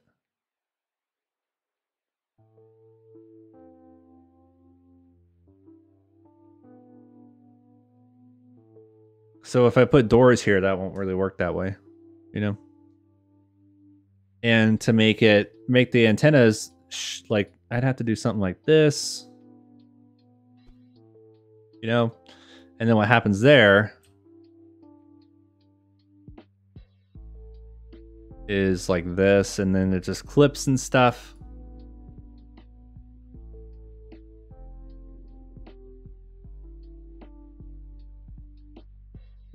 That's about OPT in late 2016. Everything changed then. See, the thing is, Uncle Bill, I don't like trash them. I don't mean to sound like I am, because I'm not. I understand my situation was super atypical from what from all the reviews I've read. I just had a personally very poor experience. So I'm very, very hesitant to use them for anything ever. Doesn't necessarily mean I never will, but I'm still burned by that experience, so it'll be a while if I ever do it again.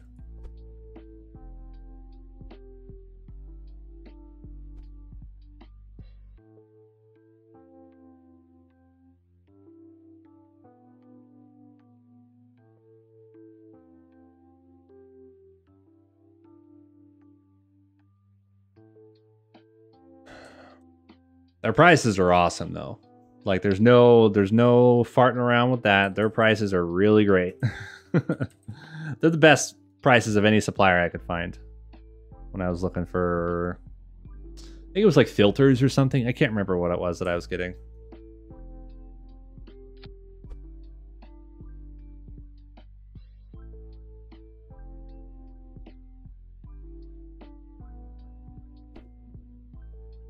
Had a bad experience with this bearded KSP player. Oh yeah, okay.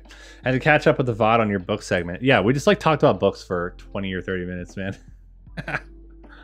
It's casual, man. Don't worry about it. It's all good.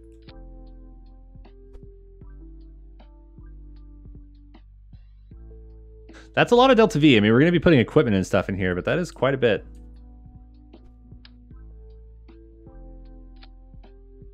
Whoops.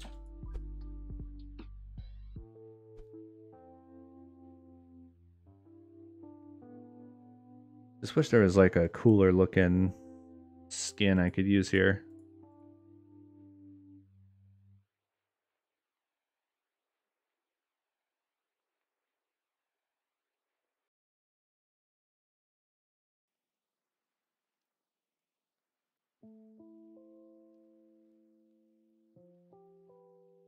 Tesla needs an Audible app. Oh my god, yes they do.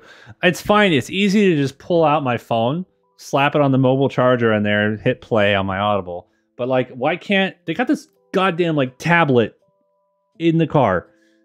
Put Audible on it. Exactly, Mason, exactly. Resume The Expanse Book 1. Resume Leviathan Wakes. I should just be able to press the button and say it to my car and it should do it.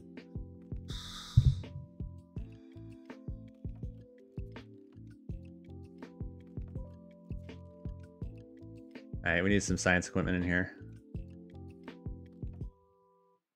Do you have like base color flags, RJ?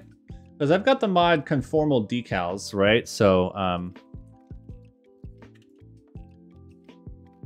I can put flags like this, and they'll wrap around the thing.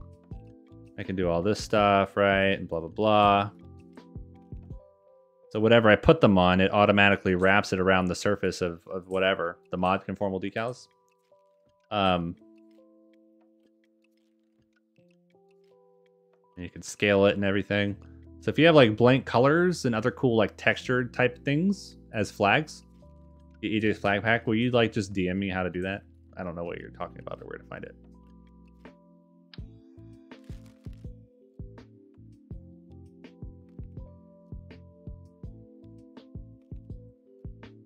I think we want some monoprop in here as well.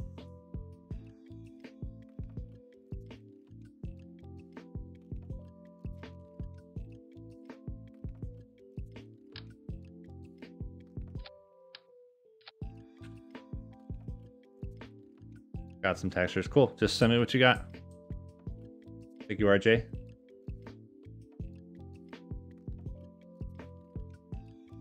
There's no reason why my robot car shouldn't. Exactly. Dude, the app experience in the car though is pretty shitty. Like the Netflix app when I'm charging or something is terrible. Like it's awful. It sucks. I'm not trying to like mince words here. It's bad.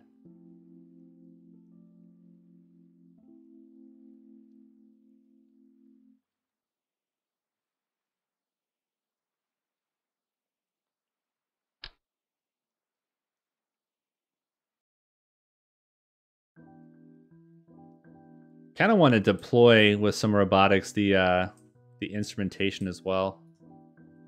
Let me actually make sure that kOS can do that stuff. I'm pretty sure kOS can do robotic stuff, but I'm just going to make sure.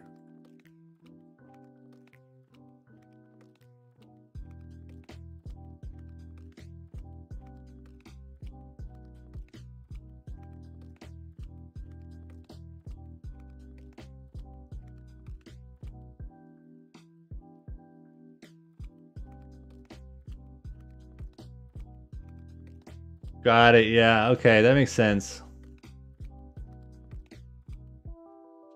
I remember reading something about robotics here in the documentation somewhere. I don't remember where. Nothing in here.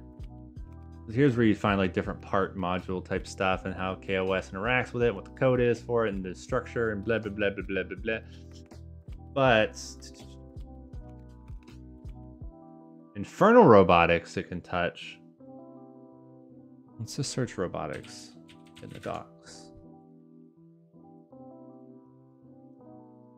Let's search Breaking Ground. I think it was it Breaking Ground, guys, was the DLC?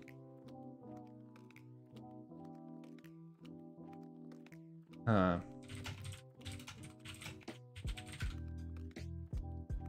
Yeah, no, it's the only slow thing. It's terrible. Like the Netflix app sucks, the Twitch app sucks, everything.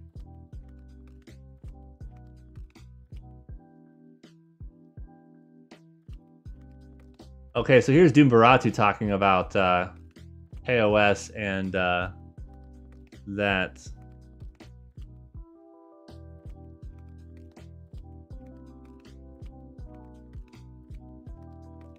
Okay, so it looks like at least when Doom Baratu, who maintains kOS, like he's the guy, 2 years ago at least, it had some issues. I'm wondering about more recently.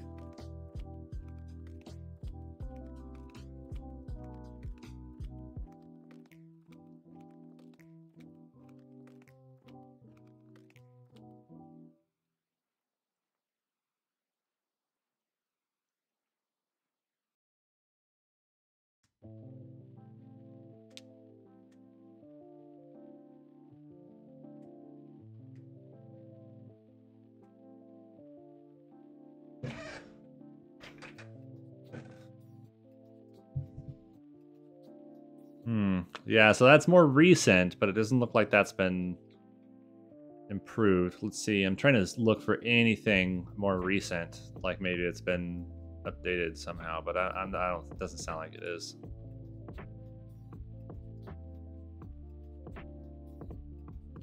Yeah, so I'm not thinking kOS can deal with the robotics. So anything we deploy is going to have to be deployed in Kerbin orbit if we do robotics, because we won't have control over it with kOS. Can't chat in the Twitch app, which is BS. Yeah, like let me sign into my Twitch app. Let me use the voice controls, because it's already got pretty good voice transcribing, because you could text with your phone by hitting the button and sending the text, right? And like I can say text Diane, blah blah blah blah blah blah, and it detects the words pretty damn well, actually. So like, why don't you just let me do that in the Twitch app? The car can already detect my voice. Like, killing me, killing me.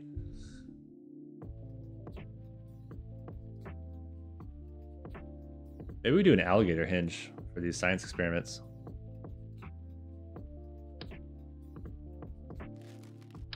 That's the smallest one, right?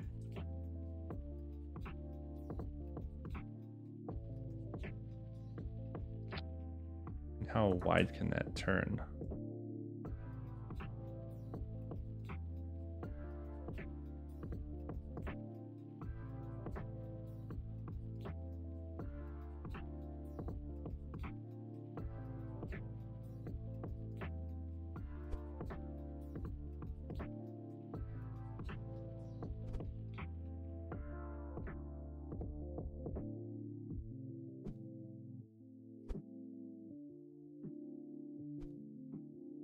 I wanted to turn beyond that, and I think that's where the regular hinge comes into play.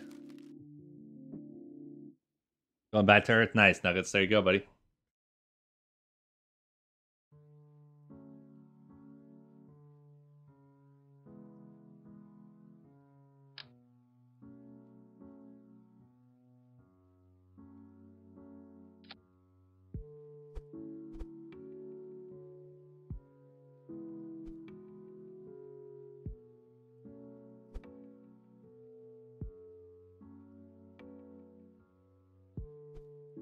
So what do I want to put on here?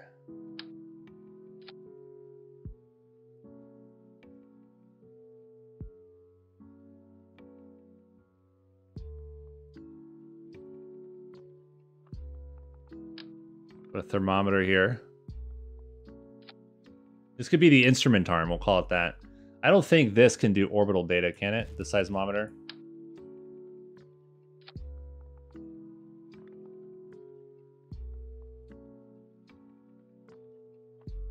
I'm not gonna have a lot of orbital type data to do for this, unfortunately. The magnetometer is its own like robotic boom thing, so that will just kind of let be, I suppose.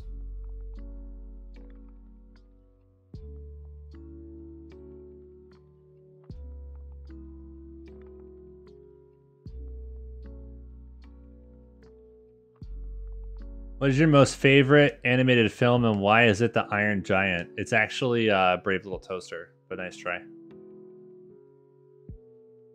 Discord.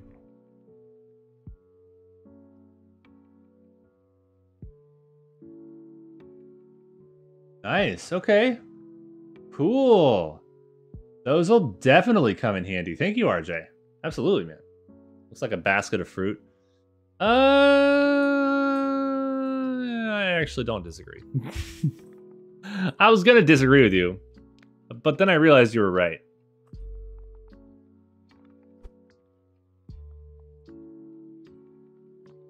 So you're right. That's that. That is that.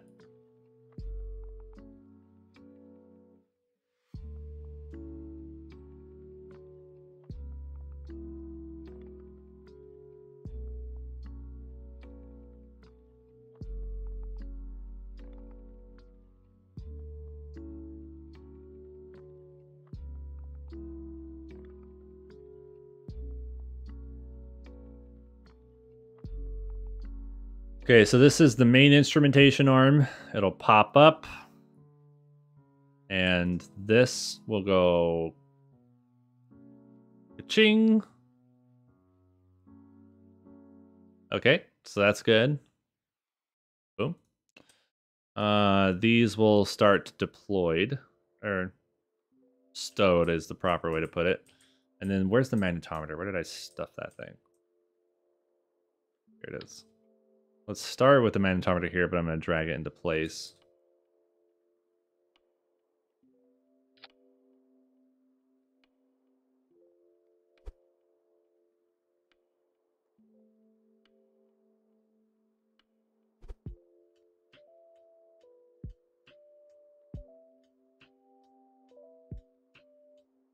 Nice, Nuggets. So you got Skylab too. So you must be playing Blue Dog Design Bureau, I'm guessing. Based on the models that I saw in your screenshots.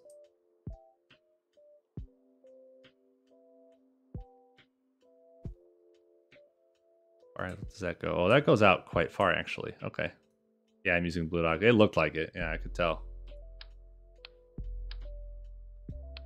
Yeah, I actually need another one of the hinges, I think, for this.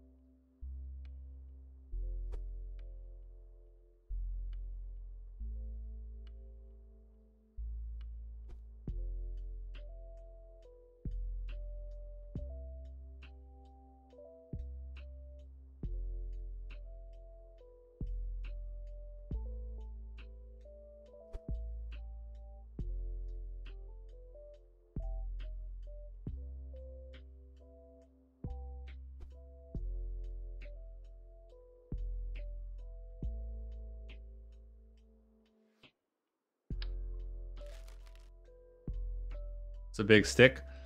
That is the magnetometer boom. It's one of the instrumentation pieces in Kerbal to do research and gain science and stuff, as I'm sure you probably know. And then we got these antennas that come out and deploy after launch. And they do this. And then we have the instrumentation arm that deploys out here and rotates its instrumentation outward like that.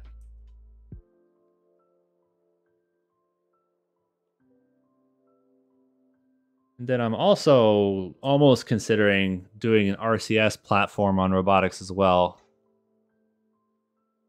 But we can also just add RCS like a normal person and be okay. We don't need much. I just want it for basic small stuff. We don't need like a lot of control authority from it. That being said, I'm almost okay just having that, honestly. Where's our center of mass right now? Okay, and we, you know what? All that equipment dipped into our Delta V more than I planned on. So let's add some extra fuel tanks in here. Yeah, that's better. It's better.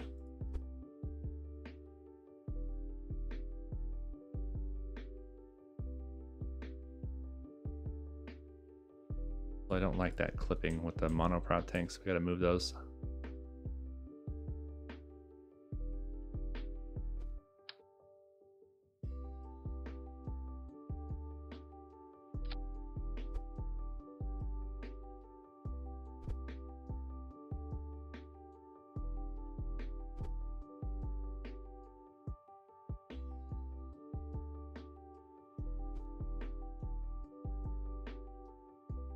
Let me make sure things aren't clipping, because I feel like they're going to be clipping now on the inside. Those aren't. I'm surprised, actually.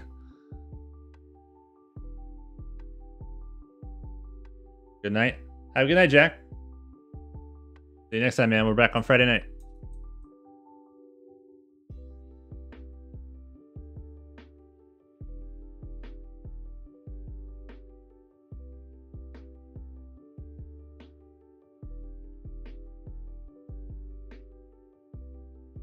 Stow everything.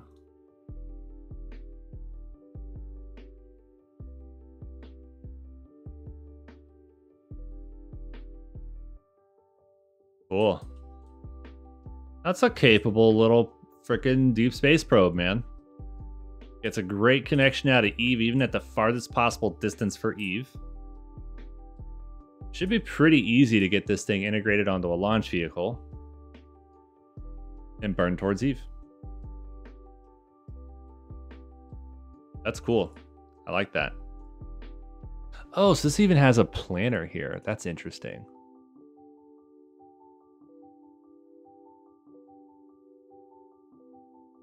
Oh, it even gives me a signal chart. That's actually very cool. So with the current setup, we can get 12.4% signal at Eve. We don't get any at max distance for Duna, but at minimum distance, we get 89.5%.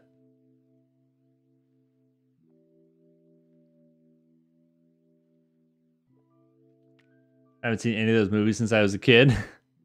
There's actually like a lot of them. I've seen a few of them, but the original one is most of what I'm referencing.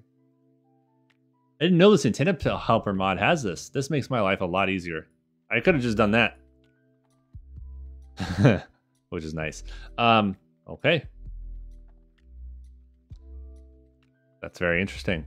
So, interesting that we, at minimum distance to Duna, we have this, but at max distance, we don't. Is Duna's orbit not perfectly circular, guys? Is it a somewhat elliptic orbit? Is that what's happening there?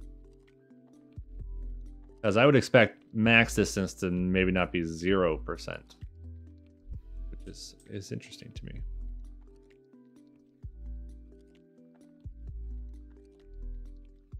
I like that. Yeah, we'll keep that. Okay, cool. Nice little probe, man. Nice little probe. What's our mass there? 2.8 tons. I just wish I had more instrumentation to send.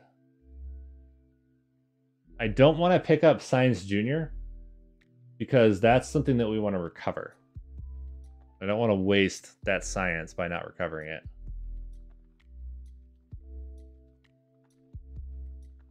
Yeah, we unfortunately have kind of limited remote science capability without crew there.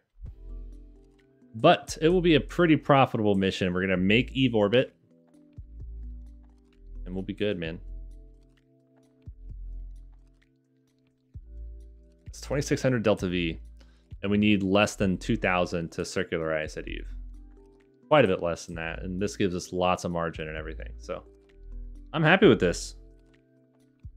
Under 3 tons for a very capable satellite probe. Now, that core, let me actually make sure the one that I think it is. Not that it matters, because we're going to be using kOS. Okay. Okay. Yeah, it is. It is. We're good. We're good. We're good. Cool. Cool. Cool. Yep. I did actually pick this up. This could be useful for like MUN landings, etc.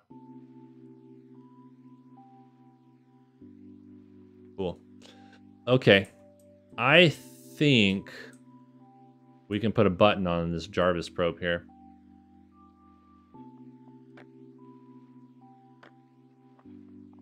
We'll do a grandparent route there. Or grandparent auto strut. So does anybody here know how the auto struts behave with robotics?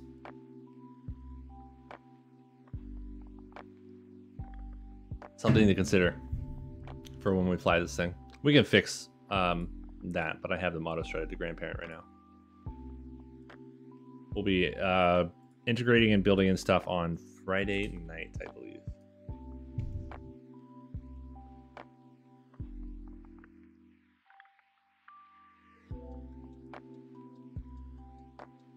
Oh, cool. Rachel's doing some RP1 tonight. Nice.